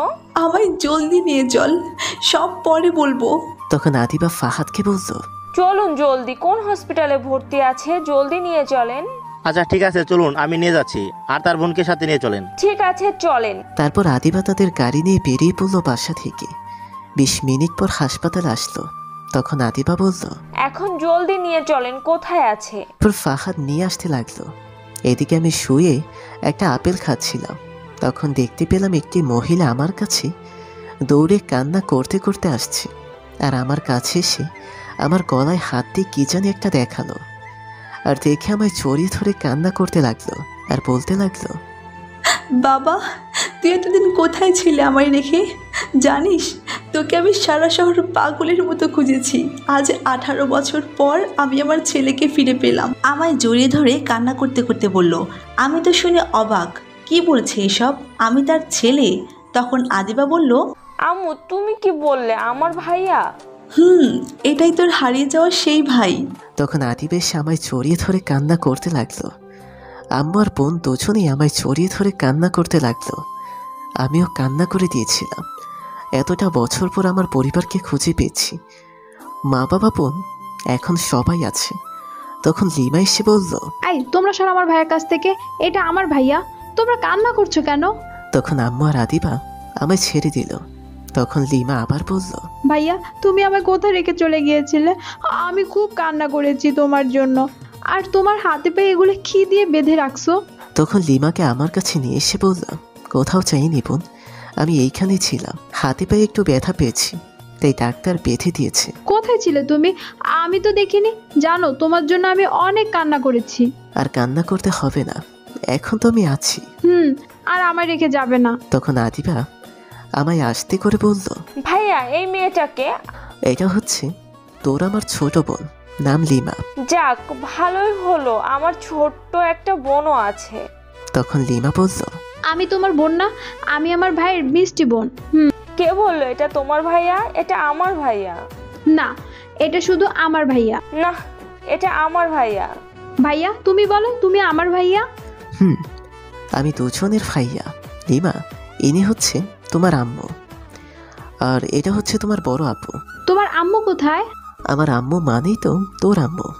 তখন আদিবা আম্মুকে জিজ্ঞেস করলো, আচ্ছা আম্মু তুমি ভাইয়াকে কি করে হারিয়ে ফেলেছিলে? ওর বয়স যখন 2 ছিল, একদিন রাতে আমি শপিং মলে গিয়েছিলাম। তোর আব্বু তখন জরুরি কাজের জন্য দেশের বাইরে গিয়েছিল, তাই রাতে গিয়েছিলাম শপিং মলে কিছু কেনাকাটা করতে।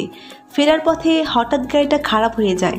তখন প্রচণ্ড বৃষ্টি হচ্ছিল, ড্রাইভার গাড়িটা ঠিক করতে পারছিল না। অনেকক্ষণ বসে থাকার পর একটা গাড়িও পাইনি, তাই আর বসে না থেকে বৃষ্টির মধ্যেই হেঁটে হেঁটে আসছিলাম। ড্রাইভার সাথে আসেনি, আমি না করে দিয়েছিলাম আর বলেছিলাম গাড়িটা গ্যারেজে নিয়ে যেতে। আমি কিছুটা দূরে আসার পর হঠাৎ মাথা ঘুরে পড়ে যাই। আমি সেখানে পড়ে গিয়েছিলাম। তার থেকে একটু দূরে দেখেছিলাম একটা মহিলা দাঁড়িয়ে ছিল। তারপর আর কিছু মনে ছিল না, অজ্ঞান হয়ে গিয়েছিলাম। যখন জ্ঞান ফেরার পর শুনতে পেলাম আমার ছেলেকে পাওয়া যায়নি, সেখানে শুধু আমি ছিলাম। তখন আমি বললাম, তুমি যেই মহিলাটির কথা বলছো সেই মহিলাটি ছিল পাগল। সে আমায় নিয়ে সেখান থেকে বস্তিতে চলে আসে আর আমি সেখানেই ছিলাম। কিন্তু পাগল মহিলাটি হঠাৎ আমায় রেখে কোথাও হারিয়ে যায়নি ওই মহিলা। আমি তোকে না পেয়ে তোর আব্বু আর আমি তোকে পাগলের মতো সারা শহর খুঁজতে থাকি। শহরের কোথাও বাকি রাখিনি তোকে খুঁজতে। একদিন রাস্তায় আমি ওই মহিলাকে দেখে চিনতে পারি।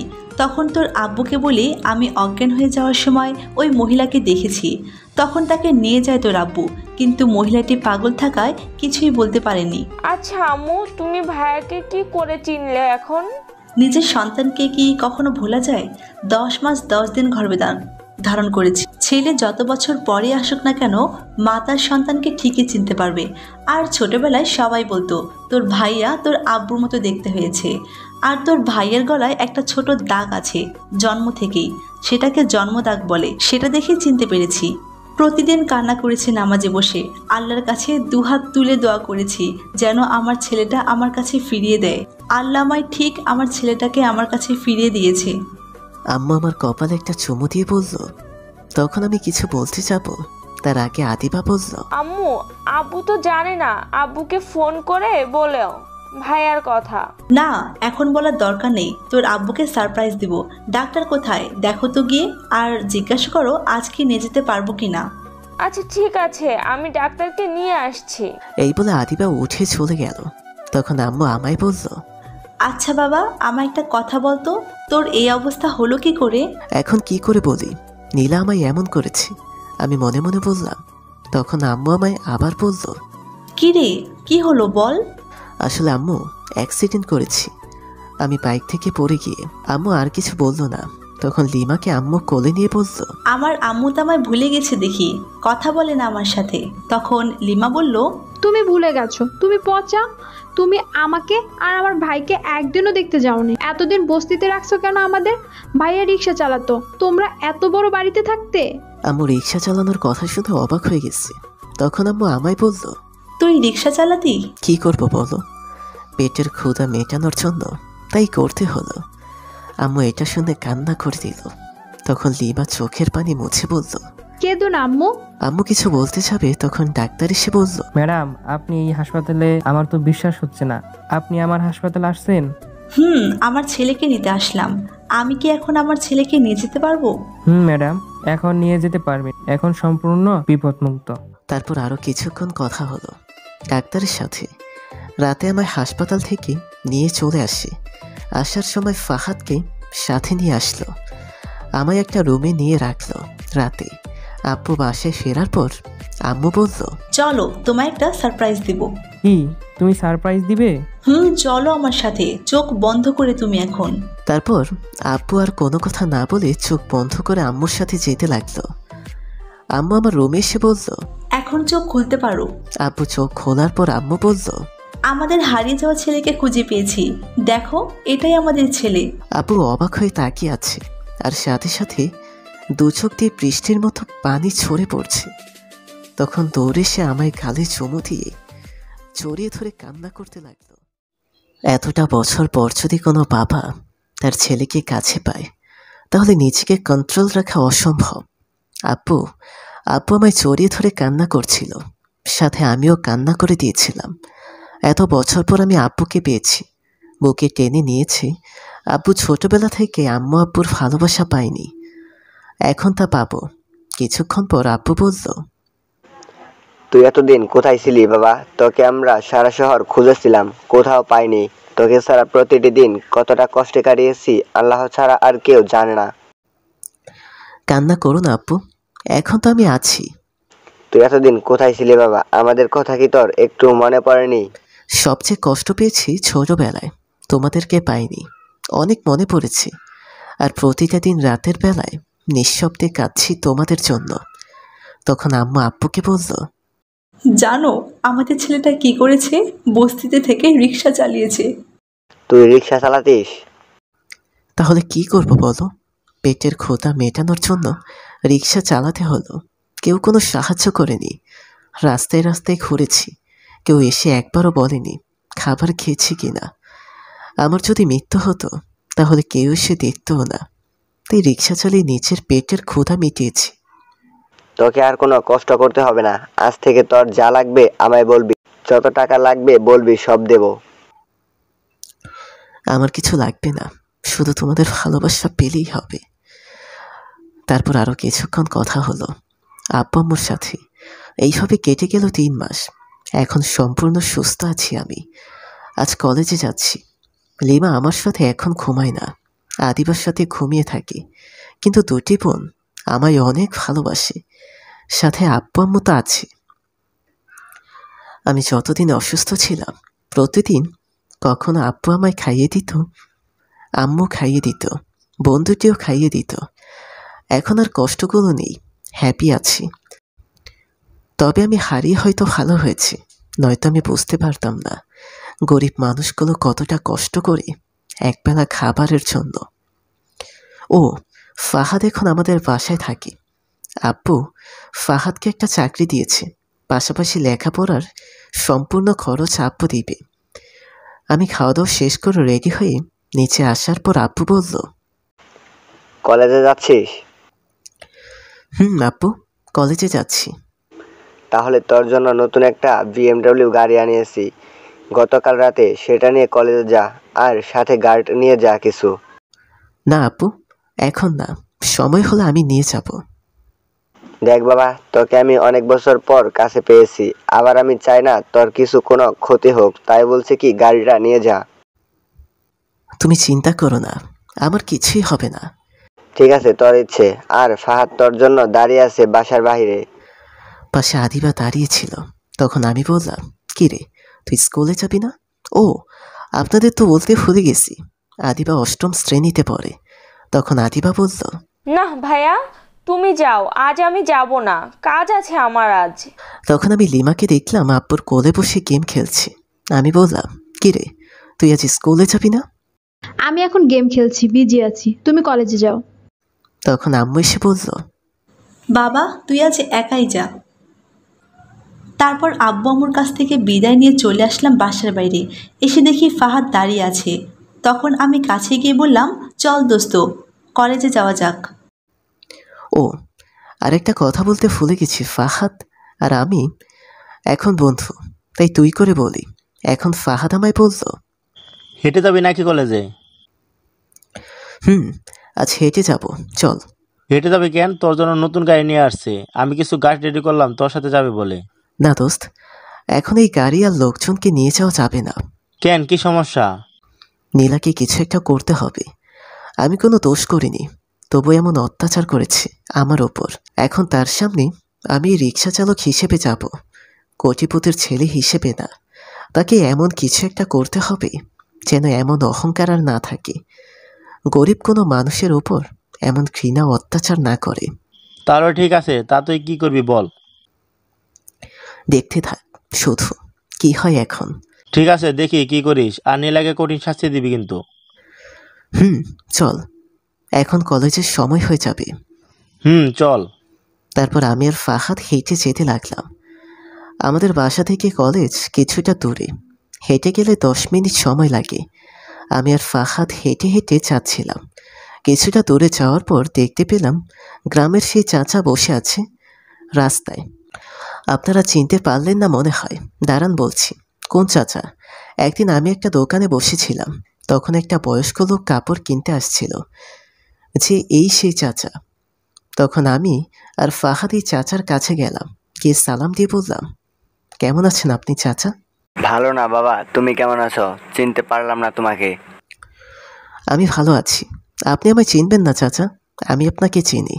আচ্ছা চাচা, আপনি এই রাস্তায় সকালে বসে আছেন কেন? আর বলো না বাবা, একটা চাকরির জন্য আসছিলাম, কিন্তু আসার পর বলল চাকরি হবে না। তখন আমি চলে আসছিলাম, একটা লোক তখন এসে বলল সে চাকরিটা নিয়ে দেবে। তার বদলে তাকে কিছু টাকা দিতে হবে। তখন আমি তাকে 1000 টাকা দিই চাকরির জন্য, কিন্তু লোকটা নিয়ে চলে গেছে আর চাকরিটা হয়নি। আপনার তাকে টাকা দেওয়াটা ঠিক হয়নি চাচা? কি করব বলো, চাকরির খুব দরকার, কষ্ট হচ্ছে সংসার চালাতে, কিন্তু কোনো কাজ পাচ্ছি না, তাই দিয়ে দিলাম যদি চাকরিটা হয়। তখন আমি ফাহাদকে বললাম, ফাহাদ কলেজের ক্লাস শুরু হতে আর কতক্ষণ সময় আছে? আর 30 মিনিট আছে সময়। আচ্ছা ঠিক আছে, তুই কলেজে যা, আমি আসছি একটু পর। চাচার জন্য আব্বুকে বলে একটা কাজের ব্যবস্থা করে দিয়ে আসি। আচ্ছা ঠিক আছে, তাহলে আমি কলেজে যাচ্ছি, তুই আয়। এই বলে চলে গেল ফাহাদ। আমিও চাচাকে নিয়ে বাসায় আসলাম। এসে দেখে আব্বু অফিসের জন্য বের হচ্ছে। আমি আব্বুকে সব খুলে বললাম। তখন আব্বু চাচাকে নিয়ে অফিসে চলে গেল। আমিও কলেজের পথে হাঁটতে লাগলাম। কিছুক্ষণ পর কলেজের সামনে চলে আসলাম। তখন কলেজের ভেতরে যাওয়ার পর হঠাৎ নীলা কোথা থেকে যেন আসলো, এসে আমায় বলতে লাগলো, তুই এখনো বেঁচে আছিস? আমি তো মনে করেছি তুই মরে গিয়েছিস। সেদিন এত মারলাম, তবুও বেঁচে গেলে তুই কি করে? এত তাড়াতাড়ি কি করে মরে যাই? তোকে এত মারলাম, তবুও তুই আবার এই কলেজে আমার সামনে এসেছিস কেন? তোকে না আমি বলে দিয়েছি এখানে আর না আসতে? এই জায়গা তোর বাপের কেনা টাকায় না যে এখানে আসা নিষেধ। এটা কলেজ, এখানে সবাই এক সমান, এখানে সবাই আসতে পারবে। তুই আমার মুখের উপর কথা বলিস, তোকে তো আমি মেরেই ফেলবো। এই বলে নীলা আমাকে চর দিতে আসলো। সেই চর দিতে যাবে তখন আমি তার হাতটা ধরে আমি তাকে দুটো চর দিয়ে বললাম, হাত ভেঙে ফেলবো যদি আমার গায়ে টাচ লাগে। অনেক মেরেছিস, কিচ্ছু বলিনি, কিন্তু এখন আর চুপ করে থাকবো না। তুই আমার গায়ে হাত তুলেছিস, তোকে আমি দেখে নেব। আমি আজকেই কলেজ থেকে বের করে দিব তোকে। যা দেখি কি করে, তুই আমায় এই কলেজ থেকে বের করে দিস। তখন নীলা রেগে গিয়ে প্রিন্সিপালের রুমের দিকে চলে গেল। আমি ক্লাসে চলে আসলাম, এসে ফাহাদের সাথে বসে পড়লাম। তখন ফাহাদ বলল, কিরে তুই আসছিস, তারপর কি হলো? চাচার চাকরি হয়েছে? আমি আব্বুকে বলেছি, আব্বু অফিসের সাথে করে নিয়ে গেছে। ফাহাদ কিছু বলতে যাবে তখন প্রিন্সিপাল নিচে ক্লাসে আসলো। আমরা সবাই উঠে দাঁড়ালাম। তখন প্রিন্সিপাল বলল, নীরব, তুমি আমার সাথে আসো। আমি আর কোনো কথা না বলে স্যারের সাথে যেতে লাগলাম। তারপর প্রিন্সিপাল স্যারের রুমের ভেতরে যাওয়ার পর আমায় বলল, তুমি নীলার গায়ে হাত তুলেছ? স্যার, কিন্তু নীলা আমায় আগে মারতে চেয়েছে এবং আগে মেরেছিল। তোমার সাহস হলো কি করে তুমি ওর গায়ে হাত তোলার? আর তুমি কি বলছো এসব? ও নাকি পতিতাপল্লীর মেয়ে। তোমার একথা বলার সাহস কে দিল? আমি তোমাকে পুলিশে দেব। আমি প্রিন্সিপাল স্যারের কথা শুনে অবাক হয়ে গেছি। নীলা এই মিথ্যে কথা কি করে বলতে পারল? তখন আমি বললাম, স্যার, আমি এই কথা তাকে বলিনি। আমি এতটা খারাপ না যে প্রতিশোধ নিতে আমি তাকে এই খারাপ কথা বলবো। এখন তো মিথ্যা কথা বলবেই বাঁচার জন্য। পুলিশের বাড়ি যখন পড়বে তখন ঠিক সত্যি কথা বলবে। স্যার, সত্যি বলছি, আমি এই কথা বলিনি তাকে। কোনটা সত্যি কোনটা মিথ্যা তা পুলিশ ঠিক বের করে নেবে থানায় নিয়ে গিয়ে। তারপর প্রিন্সিপাল স্যার পুলিশকে ফোন করলো। আমি নীলার দিকে তাকিয়ে দেখে হাসছি। তখন প্রিন্সিপাল স্যার ফোন কেটে বলল, তোমায় এই কলেজ থেকে বের করে দেওয়া হলো।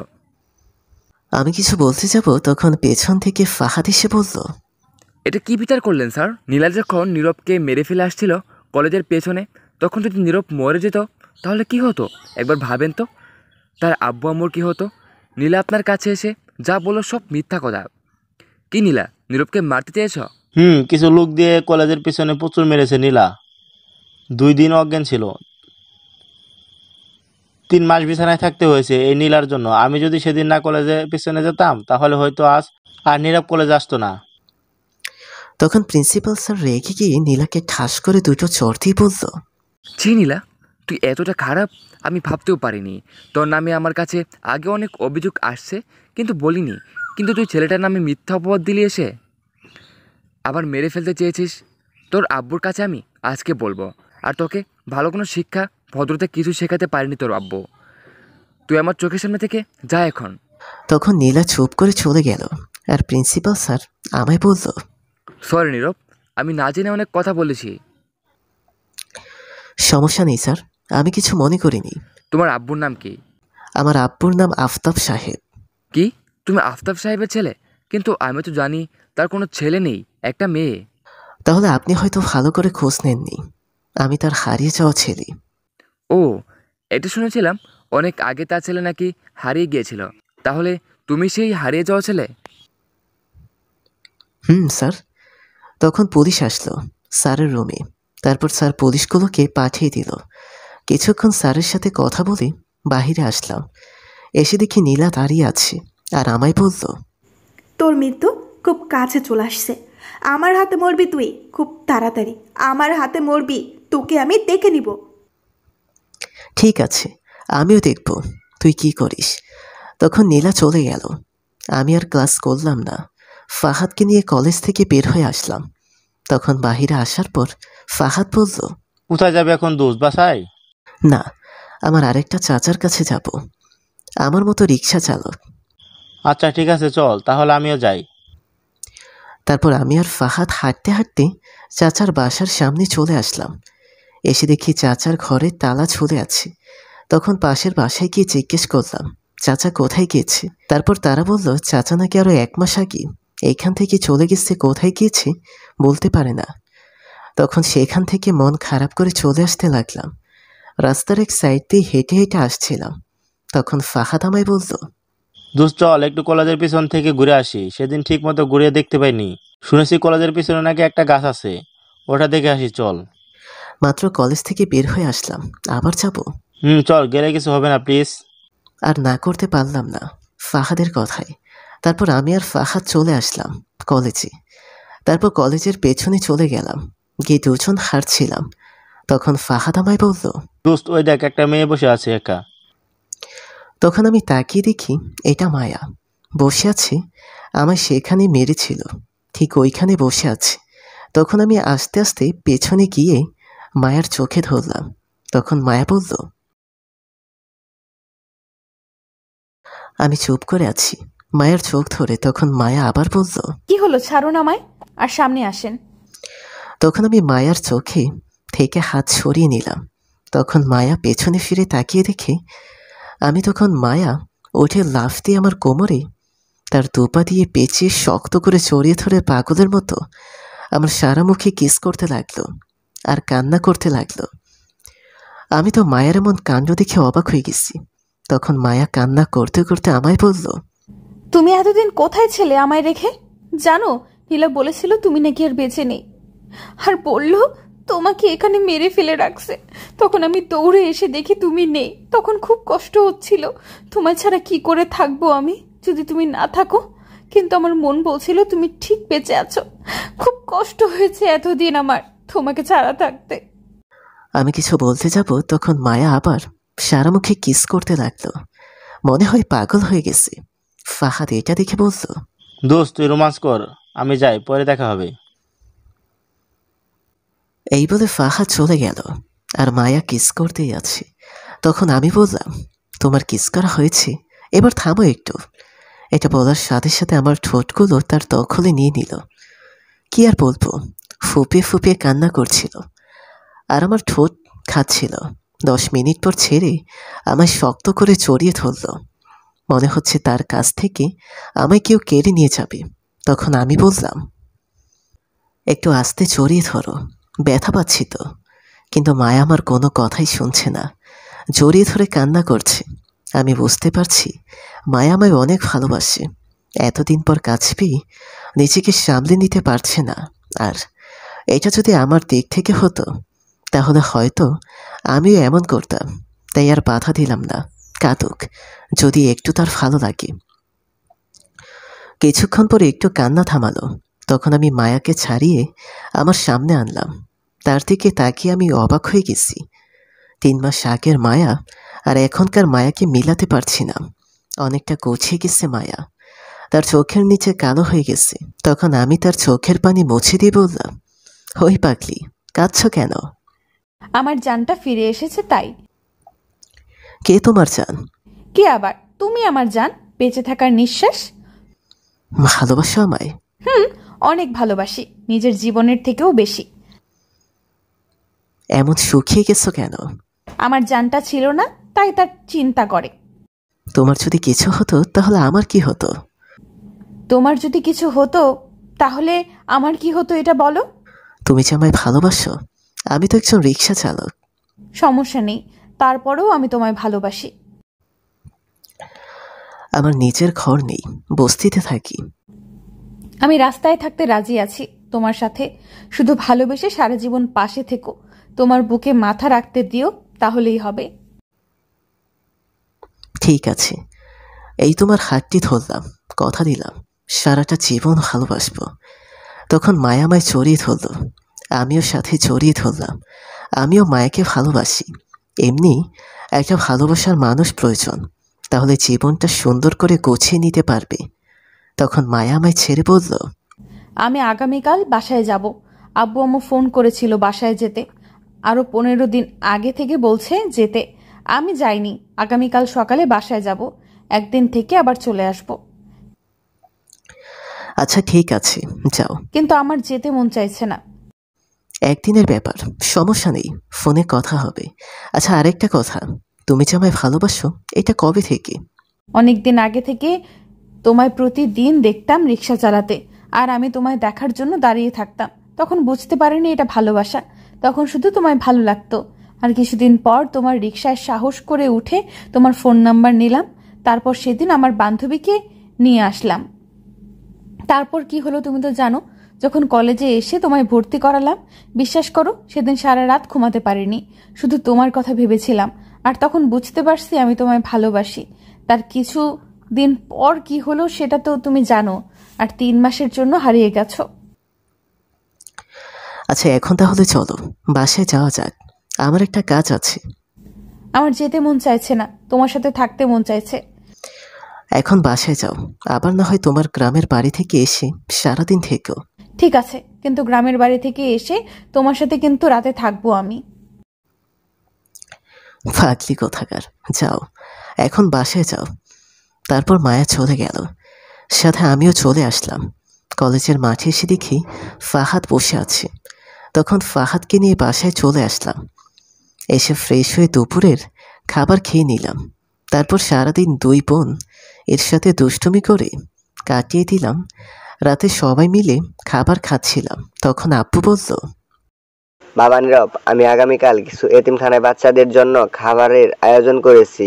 তোকে ফিরে পেয়েছি বলে তোর আগামীকাল কলেজে যেতে হবে না। আচ্ছা ঠিক আছে আব্বু, খুব ভালো একটা কাজ করছো। তারপর খাওয়া শেষ করে কিছুক্ষণ সবাই মিলে আড্ডা দিয়ে যে যার রুমে চলে আসলাম। আমি রুমে এসে শুয়ে পড়লাম। কিছুক্ষণ ওপাশ এপাশ করতে করতে ঘুমিয়ে গেলাম। সকালে ঘুমিয়ে আছি, মনে হলো কেউ আমার উপরে বসে আছে। তখন চোখ খুলে দেখি লিমা বসে আছে আমার উপরে, আর আমার মুখে কে দিয়ে জানি আঁকছে মনে হয়। তখন আমি বললাম, কি রে, তুই আমার উপর বসে আমার মুখে কি আঁকছিলি? আপুকে দেখলাম এটা দেয় তার মুখে, তাই আমিও তোমার জন্য নিয়ে আসছি লুকিয়ে তোমার মুখে দিতে। দেখি তো কে দিচ্ছিস আমার মুখে। তখনই আমি তাকিয়ে দেখি লিপস্টিক। তখন আমি বললাম, তুই আমার মুখে লিপস্টিক দিচ্ছিস তাহলে? এতক্ষণ জলদি নাম আমার উপর থেকে। তখন আমি তাড়াতাড়ি লিমাকে আমার উপর থেকে নামিয়ে আয়নার সামনে গিয়ে দেখি একটা মেকআপ করেছে আমার সারা মুখে, কিন্তু এটা কোন দেশের মেকআপ এঁকেছে জানি না। তখন জলদি গিয়ে ফ্রেশ হয়ে আসলাম। এসে দেখি বোন চলে গেছে, আর কিছু বলিনি আমি বোনটাকে। কিছুক্ষণ পর গিয়ে সকালের নাস্তা করে নিলাম সবাই। তারপর 11টায় চলে গেলাম একটা এতিমখানায়, সেখানে সব আয়োজন করেছে। তারপর দুপুরে এতিমখানায় সবার সাথে খেয়ে চলে আসলাম। বিকেলে এসে আমি বাসে এসে হাঁটতে বের হলাম। ফাহাদ আব্বুর সাথে অফিসে গেছে। আমি হাঁটছিলাম, অনেকটা পথ যাওয়ার পর আমার সামনে সে একটা গাড়ি দাঁড়ালো, আর আমি গাড়ি থেকে 5 জন মাস্ক নেমে আমার মুখে একটা কাপড় চেপে ধরলো। সাথে সাথে অজ্ঞান হয়ে গিয়েছে। তারপর আর কিছু মনে নেই। যখন জ্ঞান ফিরল তখন দেখলাম একটা ঘরে আমায় আটকে রাখছে, হাত পা বাঁধা। তখন সামনে তাকিয়ে দেখি নীলা বসে আছে, আর তখন বলল, আমি বলেছিলাম না তোর মৃত্যু খুব তাড়াতাড়ি হবে এবং আমার হাতে হবে। আজ তোকে জানে মেরে ফেলবো। তুই কিন্তু কাজটা ভালো করছিস না। কোনটা ভালো কোনটা খারাপ সেটা আমি ভালো করে জানি, তোর বলতে হবে না। দেখ এখনো সময় আছে, ভালো হয়ে যা। তখন নীলা হাসতে হাসতে আমায় বলল, আমি আবার খারাপ কবে ছিলাম? আমি তো ভালোই আছি। এটা বলো নীলা। তার লোকটা কি ডাকলো আর বলল, কোথায় তোরা? আমায় একটা রড দিয়ে যা মারার জন্য। তখন একটা ছেলে সে রড দিয়ে গেল, আর নীলা রড হাতে নিয়ে আমার পায়ে একটা চোরে বাড়ি মারল। আমি ব্যথায় চিৎকার দিয়ে উঠলাম। তখন নীলা আমার মুখে চেপে ধরে বলল, এখন চিৎকার দিচ্ছিস কেন? খুব কষ্ট হচ্ছে তাই না? এখন বুঝতে পারবি আমি নীলা কি জিনিস। তখন তো খুব বললি আমায়ও দেখে নিবি, এখন কি হলো? আচ্ছা, আমি তোর কি ক্ষতি করলাম যে আমার উপর এমন অত্যাচার করছিস? আমি কিছুই বলিনি তোকে, তুই আমার পিছে পড়ে আছিস কেন? আমি তোদের মতো ছোট লোকদের ঘৃণা করি, সহ্য হয় না তোদেরকে দেখলে। আমি কতগুলো রিক্সা ভেঙেছি নিজেও জানি না, কেউ আমার সামনে এসে দাঁড়াতে পারেনি ক্ষতিপূরণের জন্য। আর তুই কিনা শেষ পর্যন্ত আমার গায়ে হাত তুলেছিস, সাথে মায়া আমার সাথে হাত তুললো। সব প্রতিশোধ আজ আমি নিব, তোকে মেরে। আমিও মানুষ, তুইও মানুষ, তাহলে এখানে গরিবের প্রতি ঘৃণার কি হলো? একটা কথা মনে রাখিস, তুই যত বড়লোক থাকিস না কেন, মৃত্যুর পর ঠিকানা ওই মাটির ঘরে। রাখ তোর আজাইরা কথা, জ্ঞান দেওয়া লাগবে না। তোর মৃত্যু আমার হাতে লেখা আছে, তুই এখন মরবি। এই বলে নীলা রড নিয়ে আমায় মারতে লাগলো। আমি ব্যথায় কান্না করছিলাম। আমি কিছুই করতে পারছি না। আমার হাত পা সব বেঁধে মাটিতে ফেলে রাখছে। কিছুক্ষণ মেরে নীলা একটু থেমে বলল, তোকে এমন করে মারবো যেন সবাই তোর চেহারা দেখে ভয় কেঁপে ওঠে। এটা বলে যেই মারতে যাবে তখন হঠাৎ নীলার ফোনটা বেজে উঠল। নীলা ফোন রিসিভ করে ঘর থেকে বের হয়ে গেল। আমার সারা শরীর ব্যথা করছে, নড়তে পারছি না। কিছুটা জায়গায় কেটে গেছে, রক্ত বের হতে লাগলো। তখন আমি নড়ে চড়ে কিছু খুঁজতে লাগলাম যাতে হাতের দড়ি কাটতে পারি। নীলা এখন নেই, এটাই সময়। আমায় যে রুমে বেঁধে রাখা হয়েছে সে রুমে একটা খাট আর অল্প কিছু জিনিস আছে। আমি উঠে দাঁড়িয়ে দেখি একটা প্লেট সামনে আছে, কিন্তু নেওয়া যাচ্ছে না। তখন পকেটে আমার ফোনের কথা মনে হলো। পকেটে দেখতে পেলাম ফোন আছে, কিন্তু ফোনটা কি করে বের করব? হাত পা বাঁধা। তখন হাতটা ঘুরিয়ে অনেক কষ্টে ফোন বের করলাম। তারপর কষ্ট করে হাত দিয়ে ফাহাদকে ফোন দিলাম। ফাহাদ সাথে সাথে ফোন রিসিভ করলো আর বলল, কিরে তুই কোথায়? এত রাত হয়ে গেছে, বাসায় আসিস না কেন? তুই দেখ তো তোর ফোনে কতগুলো কল দিয়েছি সবাই। তখন আমি বললাম, শোন দোস্ত, আমি একটা বিপদে পড়ছি, তুই কাউকে কিছু না বলে আমার লোকেশন ট্র্যাকিং করে চলে আয়। দেখ তো কোথায় আছি আমি এখন। আচ্ছা তুই লাইনে থাক, আমি দেখছি তুই কোথায়। তখন ফাহাদ লোকেশন দেখে বলল, দোস্ত তোর লোকেশন গার্লস হোস্টেলে দেখাচ্ছে, তুই ওখানে কি করিস? তাহলে তো তোকে এত রাতে ঢুকতে দিবি না দারোয়ান। তুই একটা কাজ কর, কিছু পুলিশ নিয়ে এই হোটেলে এখনই আয়। এসে পুলিশগুলোকে বাহিরে দাঁড় করিয়ে রাখবি, আর তুই একা আমার কাছে আয়। আচ্ছা ঠিক আছে দোস্ত, তুই ওয়েট কর, আমি 10 মিনিটের মাঝে তোর কাছে আসছি। আর ফোনটা কাটিস না, তাহলে আমি আর রিসিভ করতে পারবো না। তুই ফোনটা কেটে আয়। আচ্ছা ঠিক আছে। গার্লস হোটেল আমাদের বাসা থেকে মোটামুটি অনেকটা দূরে। ফাহাদ 25 মিনিট পর হোটেলের সামনে আসলো পুলিশ নিয়ে। হোটেলে ঢুকে পুলিশগুলোকে বাহিরে রেখে ফাহাদ ভিতরে আসলো। এসে আমার লোকেশন দেখে 5 তলার শেষ রুম থেকে খুঁজে বের করে। তারপর ফাহাদ আমায় বলে, এ কি দোস্ত, তোর হাত পা বাঁধা কেন? কি হয়েছে? জলদি হাত পায়ের বাঁধন খোল আমার। তখন হাতে পায়ের বাঁধন খুলে দিল ফাহাদ। আমি বললাম, তুই যে আসলি, বাহিরে কোনো ছেলেকে দেখতে পারিসনি? না, আমি কাউকে দেখিনি তো। ঠিক তখনই নীলা আসলো কোথা থেকে জানি। এসে আমায় দেখতে পেল দাঁড়িয়ে আছি, বাঁধন খুলে দিয়েছে ফাহাদ। তখন নীলা দৌড়ে যেতে লাগলো। আমি গিয়ে নীলাকে ধরে ফেলি আর টেনে রুমে নিয়ে এসে ঠাস ঠাস করে 4টি চড় দিয়ে, পাশে নীলার রাখার রড ছিল সেটা দিয়ে নীলাকে মারতে লাগলাম। কিছুক্ষণ পর ফাহাদ আমায় আটকালো আর বলল, দোস্ত আর মারিস না, মরে যাবে, থাক ছেড়ে দে। তুই ছাড়, আমি আজ ওকে মেরেই ফেলবো। আমি কিচ্ছু বলিনি, তবু আমায় মারতে উঠে পড়ে লেগেছে। কোনো দোষ না করে কেন এত অত্যাচার সহ্য করব? যে মেয়ের নেই কোনো গরিবের প্রতি ভালোবাসা, নেই মায়া, আছে শুধু অহংকার ঘৃণা, তাকে বাঁচিয়ে রেখে কী লাভ? ছাড় তো, ও খারাপ বলে তুইও কি ওকে মেরে খারাপ হবি নাকি? প্রয়োজন হলে তাই হব। আমি একে কিচ্ছু করিনি, তবু শুধু শুধু আমার ওপর এমন অত্যাচার করছে। আজ আবার নিয়ে আসছি জানে মেরে ফেলতে আমায়, এই বলে 2টা লাথি দিলাম। তখন ফাহাদ আমায় বলল, আসলে এর বাবা মা ভালো কোনো শিক্ষা ভদ্রতা কিচ্ছু শেখায়নি, তাই এমন হয়েছে। চল ছেড়ে দে, আর মারিস না। আচ্ছা পুলিশকে ডাক, একে থানায় নিয়ে যেতে। তারপরে আব্বু আম্মুকে ডেকে নিয়ে আসতে বল। আমি আসছি আমার আব্বুকে নিয়ে। আচ্ছা ঠিক আছে। তারপর আমি সেখান থেকে চলে আসলাম একটা হাসপাতালে।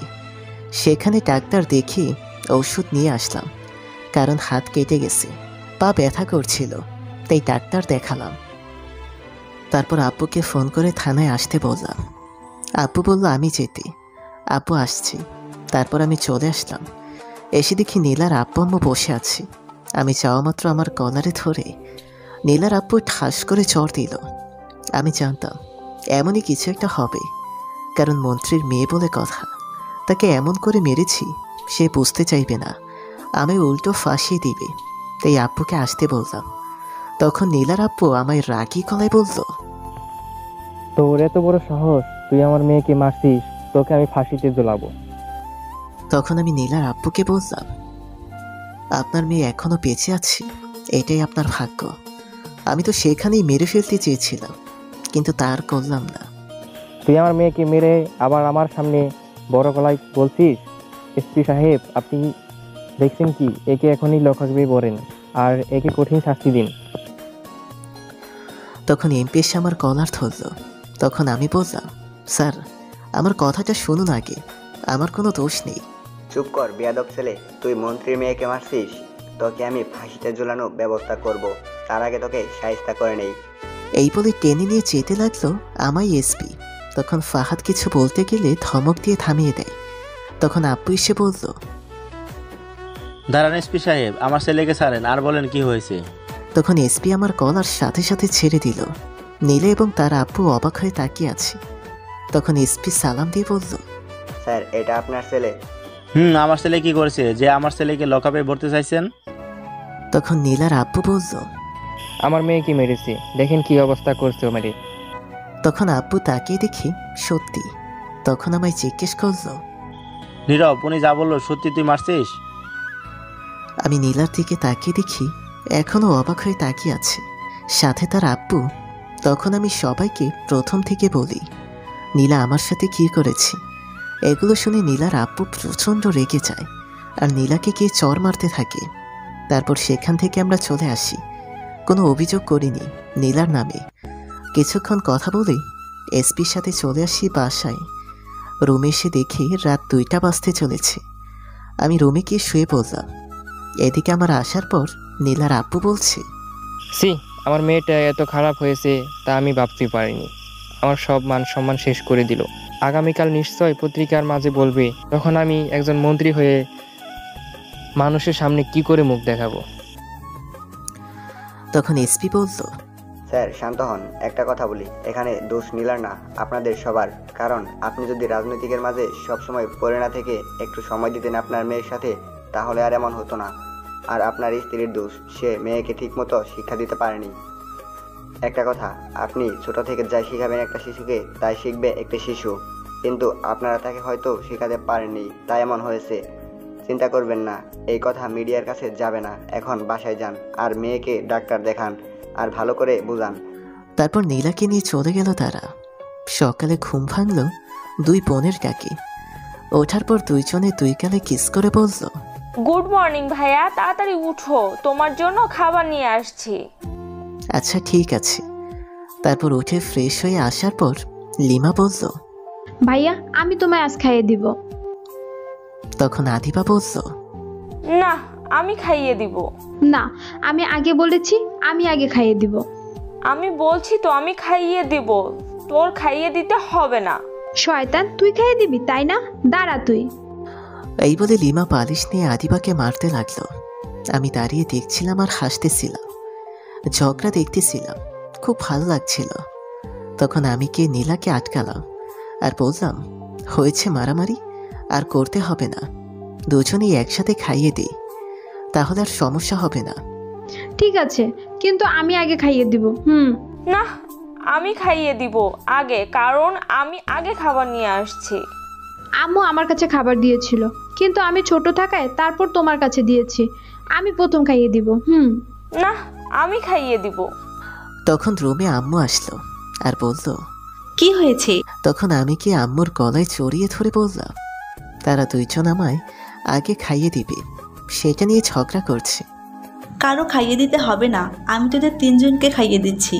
ঠিক আছে আম্মু, তাহলে তুমি খাইয়ে দাও। তারপর আম্মু আমাদের তিনজনকে খাইয়ে দিয়ে চলে গেল। আম্মু যাওয়ার পর আমরা ভাই বোন মিলে দুষ্টুমি করছিলাম। তখন ফোনটা বেজে উঠল। তাকে দেখি মায়া ফোন করেছে। তখন আমি ফোনটা রিসিভ করলাম আর মায়া আমায় বলল, কি করো তুমি এখন? এই তো বোনের সাথে দুষ্টুমি করছি। তুমি? আমি বসে আছি আর তোমার কথা ভাবছি। তুমি আজ বিকেলে আমার বাসায় আসবে একটু? কেন, কি হয়েছে, কোনো সমস্যা? আমার আব্বু আম্মু শহর থেকে নিয়ে আসছে বিয়ে দেবে বলে। আগামীকাল দুপুরে আমায় দেখতে আসবে পাত্রপক্ষ থেকে। কিন্তু আমি এই বিয়ে করব না, তোমায় ছাড়া আর কাউকে বিয়ে করব না। তুমি একটু জলদি আসো আর আব্বুর সাথে কথা বলো এসে। আচ্ছা ঠিক আছে, তুমি চিন্তা করো না, আমি আসছি এখনই। আচ্ছা ঠিক আছে, তাড়াতাড়ি আসো। এখন ফোন রাখছি, আমার কাজ আছে কিছু। তারপর মায়া ফোন কেটে দিল। আমি তাকিয়ে দেখি আদিবা আমার দিকে তাকিয়ে আছে। তখন ও বলল, কে ফোন করেছে ভাইয়া? মেয়ের কণ্ঠ শুনলাম। তোর ভাবি ফোন করেছে, বলছে তাড়াতাড়ি নিয়ে আসতে। তুমি বিয়ে করলে কবে? আদিবা অবাক হয়ে বলল। বিয়ে করিনি, করব। এখন সামনে থেকে সর, আম্মুকে বলে নিয়ে আসার ব্যবস্থা করি, আমি বললাম। তারপর আম্মুর রুমে গিয়ে দেখি আব্বু আম্মু একসাথে বসে আছে। আমি কাছে যাওয়ার পর আব্বু বলল, কিছু বলবি বাবা তুই? আব্বু, কিন্তু কি করেছে বলি? বলে ফেল, কি বলবি? আব্বু, আমি একটি মেয়েকে পছন্দ করি, মানে খুব ভালোবাসি। ও আচ্ছা, ওই কথা। মেয়েটির বাড়ি কোথায়? জালে নিয়ে চল, গিয়ে বিয়ের কথা বলে আসি। খুব ভালো করেছিস বাবা তুই। তোর আব্বু চেয়েছিল কোথাও ঘুরে আসতে সবাইকে নিয়ে। যাক, তাহলে আমি বৌমা পেয়ে গেলাম আর ঘোরাঘুরিও হলো। আব্বু, তাহলে চলো, এখন যেতে হবে। ঠিক আছে, গিয়ে রেডি হয়ে আয়, আমি রেডি হচ্ছি। তারপর আমি গিয়ে রেডি হয়ে নিচে চলে আসলাম। কিছুক্ষণ পর আমার বোন, আব্বু আম্মু সবাই আসলো। তারপর আমরা গিয়ে গাড়িতে উঠলাম। আমি আর বোন একটা গাড়িতে উঠলাম, আম্মু আর আব্বু একটা গাড়িতে উঠল। মায়ের গ্রামের বাড়ি কুমিল্লা। 3 ঘন্টা পর চলে গেলাম। গাড়িটা মায়ের বাসার কিছুটা দূরে রাখতে হলো, কারণ রাস্তা ভালো না, গাড়ি যেতে পারবে না। সেখান থেকে হেঁটে মায়াদের বাসার সামনে গেলাম। যাওয়ার পর দেখি মায়া বাহিরে বসে থালা বাসন পরিষ্কার করছে। মায়াদের ঘরটা ছোট্ট একটা ঘর, 2টি রুম, টিনের ঘর, কিন্তু তাদের বাসার সামনে খুব সুন্দর করে সাজানো, ফুল গাছ দিয়ে অনেক রকম ফুল গাছ, সব মিলিয়ে খুব সুন্দর। তখন আমি মায়ের সামনে গেলাম। মায়া আমায় দেখে অবাক হয়ে তাকিয়ে আছে। পাশে না দেখে আমায় এসে জড়িয়ে ধরল আর বলল, তুমি এত তাড়াতাড়ি চলে আসবে আমি সত্যি ভাবতেই পারিনি। আমি কিছু বলার আগে আমার বোন আদিবা বলল, ভাবি আমরা কিন্তু আছি এখানে, একটু দেখেন তাকিয়ে। মায়া তাকিয়ে দেখে কিছুটা লজ্জা পেল। তখন আমি বললাম, এটা হচ্ছে আমার আম্মু, আর এটা হচ্ছে আমার আব্বু, আর এটা হচ্ছে আমার বোন আদিবা, আর এটা হচ্ছে আমার পিচ্চি বোন লিমা। তখন মায়া মাথায় ওড়না দিয়ে গিয়ে আব্বু আম্মুকে পায়ে ধরে সালাম করল আর বলল, ভেতরে আসেন, আব্বু একটু বাজারে গেছে, আম্মু ভেতরে আছে। তখন মায়া আম্মু আব্বু সবাইকে ঘরে নিয়ে গেল, শুধু আমায় যেতে দিল না, আমায় টেনে রান্নাঘরে নিয়ে গেল। তখন আমি বললাম, কি হয়েছে, এমন করে টানছো কেন? উত্তর পরে দিচ্ছি, তার আগে তোমার ঠোঁটকে আদর করে নিই। এই রান্নাঘরে কিস করতে নিয়ে আসছো? 38 ঘন্টা হলো তোমার ঠোঁট খাইনি, আর থাকতে পারছি না, এখন খেয়ে নিই, তারপর না হয় কথা হবে। এই বলে লাফতে আমার কোমরে উঠে 2 পা দিয়ে পেঁচিয়ে ধরল আর হাত দিয়ে মাথায় ধরে পাগলের মতো ঠোঁটগুলো টেনে খেতে লাগলো। 5 মিনিট হয়ে গেছে, তবুও ছাড়তে চাইছে না। আস্তে আস্তে পাগলাম আরও বাড়তে লাগলো। আমি তখন চেষ্টা করলাম ছাড়াতে, কিন্তু পারছিলাম না। তখন মায়ার আম্মু মায়াকে ডাকলো ঘর থেকে, কিন্তু মায়ার সেই দিকে কোনো খেয়াল নেই, সে কিস করতেই আছে। তখন মায়ার আম্মু আবার ডাকলো, তখন আমি জোর করে ছাড়িয়ে দিলাম। তখন মায়া কান্না করতে করতে বলল, আমি ঠোঁট খাবো তোমার, আমি ঠোঁট খাবো, দাও আমায়, তাড়াতাড়ি দাও। কেমন পাগল মেয়ে, কিস করার জন্য কান্না করছে।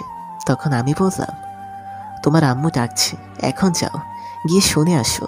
বিয়ের পর না হয় সারাদিন কিস করো, এখন যাও। আচ্ছা ঠিক আছে, তাহলে যাচ্ছি, কিন্তু পরে আবার কিস করতে দিতে হবে। আচ্ছা ঠিক আছে, এখন জলদি যাও। তার আগে আমায় বলো, তুমি না বললে তোমার কেউ নেই একটা বোন ছাড়া? তাহলে তোমার আব্বু আম্মু কোথা থেকে আসলেন? আমার আব্বু আম্মু ছিল, কিন্তু আমি ছিলাম না তাদের কাছে, কারণ আমি তাদের কাছ থেকে হারিয়ে গিয়েছিলাম। কি করে হারিয়ে গিয়েছিলে? সেটা অনেক বড় কাহিনী, পরে একদিন বলবো, এখন যাও। ঠিক আছে, পরে কিন্তু কিস করতে হবে, আমি যাচ্ছি। আচ্ছা ঠিক আছে, যাও। তখন মায়া খুশিতে লাফাতে লাফাতে চলে গেল। কিছুক্ষণ পর আমি গেলাম। মায়ের আব্বু কিছুক্ষণ পর বাজার থেকে আসলো। তখন আমার আব্বুকে দেখে অবাক হয়ে গেছে আর বলল, স্যার আপনি এই গরিবের ঘরে আসলেন কি মনে করে? মায়ের আব্বু হয়তো চীনে বাংলাদেশের 1 নম্বর বিজনেসম্যান, তাই হয়তো দেখে এমন কথা বলছে। তখন আব্বু বলল, স্যার বলেন কেন, আমরা এখন বেয়াই। ঠিক বুঝতে পারছি না। তাহলে বুঝিয়ে বলছি, আমার ছেলে এবং আপনার মেয়ে দুজন দুজনকে ভালোবাসে, তাই আপনার মেয়েকে আসলাম আমার ছেলের বউ করে নিতে। আপনার মেয়েকে এখন যদি আপনি বলেন তাহলে বিয়ের ডেট ফাইনাল করব। কিন্তু আমরা তো গরিব, আপনাদের সাথে মিলে না। গরিব আর বড় লোক কি হলো? আপনি একজন মানুষ, আমি একজন মানুষ। আমি না হয় টাকার দিক থেকে বড় লোক, আপনি সেদিকে থেকে কম নয়। একটা কথা মনে রাখতে হবে, সেটা হচ্ছে এই টাকা বাড়ি গাড়ি সম্পদ কিছু যাবে না সাথে। মৃত্যুর পর ঠিকানা সবার একটাই, মাটির ঘর। তাহলে এই টাকা সম্পদ নিয়ে কেন তো অহংকার করবো, বুঝলেন বেয়াই? তখন আব্বুকে মায়ের আব্বুকে জড়িয়ে ধরে বলল, এখন তো মিলে গেছি আমরা, তাহলে আর পার্থক্য রইল না। বেয়াই, বিয়ের তারিখ ঠিক করা যাক এখন। তারপর সবাই মিলে বসে বিয়ের তারিখ ঠিক করল। সামনের মাসের 5 তারিখ আমাদের বিয়ে। তারপর মায়া আর মায়ের আম্মু রান্না করলো, গিয়ে খাওয়া দাওয়া শেষ করে চলে আসবো। তখন মায়া বলল, আমার কিছু কথা আছে তার সাথে একা। ঠিক আছে মা, যাও, গিয়ে কথা বলে তাড়াতাড়ি চলে এসো। তারপর মায়া তার আরেকটা রুম আছে, সাথে সেই রুমে নিয়ে দরজা বন্ধ করে আমায় বিছানায় ফেলে দিল আর বলল, আমার পাওনা না দিয়ে চলে যাচ্ছ কেন? কি করে দিব, সাথে সবাই সামনে থাকলে? তাহলে আমি নিচ্ছি আমার পাওনা। এই বলে আমার বুকের ওপর বসে 2 হাতে চেপে ধরে ঠোঁটগুলো সে দখল করে নিল। 5 মিনিট পর ছেড়ে দিয়ে আবার ঠোঁটগুলো খেতে লাগলো। 2 মিনিট পর ছেড়ে দিল আর বলল, বাকিটা না হয় বিয়ের পর একেবারে নিব। আজ মাত্র 20 তারিখ, আর 15 দিন পর দেখা হবে তাহলে। তারপর আমি আর মায়া বের হয়ে চলে আসলাম। তারপর মায়ের বাসা থেকে চলে আসলাম। এইভাবে কেটে গেল 15 দিন। আজ আমার আর মায়ার বিয়ে। দুপুরে মায়াকে উঠিয়ে নিয়ে আসার জন্য রওনা দিলাম। সন্ধ্যায় চলে গেলাম সেখানে। তারপর বিয়ে সম্পূর্ণ হওয়ার পর মায়াকে উঠিয়ে নিয়ে চলে আসলাম। আস্তে আস্তে রাত 11টা বেজে গেল। আমি ছাদে চলে গেলাম। আমি ফাহাদ আড্ডা দিচ্ছিলাম। কিছুক্ষণ পর ফাহাদ চলে গেল। আমি আর বসে না থেকে চলে গেলাম। ঘরে চলে আসলাম। এসে দরজা বন্ধ করে মায়ার কাছে যাওয়ার পর খাট থেকে নেমে আমার পায়ে ধরে সালাম করে বলল, চলো আগে 2 রাকাত নামাজ আদায় করে নিই। ঠিক আছে চলো। তারপর উঁচু করে এসে 2 জন মিলে নামাজ পড়ে নিলাম। নামাজ পড়ে ওঠার পর খাটে গিয়ে বসে বললাম, এখন ঘুমিয়ে পড়ো, অনেক রাত হয়েছে। কি ঘুমিয়ে থাকবো মানে? এখন আমায় আদর করবে সারা রাত, কোনো ঘুমানো যাবে না। চলো শুরু করো। আমি আজ পারবো না, আজ ঘুমিয়ে থাকো, কাল হবে। না, তা বললে তো হবে না। আচ্ছা আমি শুরু করছি। আর একটা কথা, আমার কিন্তু 3টা বেবি চাই, খুব তাড়াতাড়ি। 3টা বেবি লাগবে তোমার? আচ্ছা ঠিক আছে, তাহলে চলো নেমে পড়ি কাছে। আমি বলার আগেই মায়া আমার উপর ঝাঁপিয়ে পড়ল আর সারা মুখে চুমু খেতে লাগলো। তারপর ঠোঁটগুলো সে দখল করে নিয়ে চকলেটের মতো খেতে লাগলো। আস্তে আস্তে তার পাগলামি বাড়তে লাগলো আর পাগলের মতো ঠোঁট খেতে লাগলো। এক পর্যায়ে কন্ট্রোল হারিয়ে ফেললো। আর কি, আপনারা এখনো বসে আছেন? তারপর কি হলো শুনতে? আর কি শুনবেন বলেন? এখন তো চান, গল্প তো শেষ, বাকিটা ইতিহাস।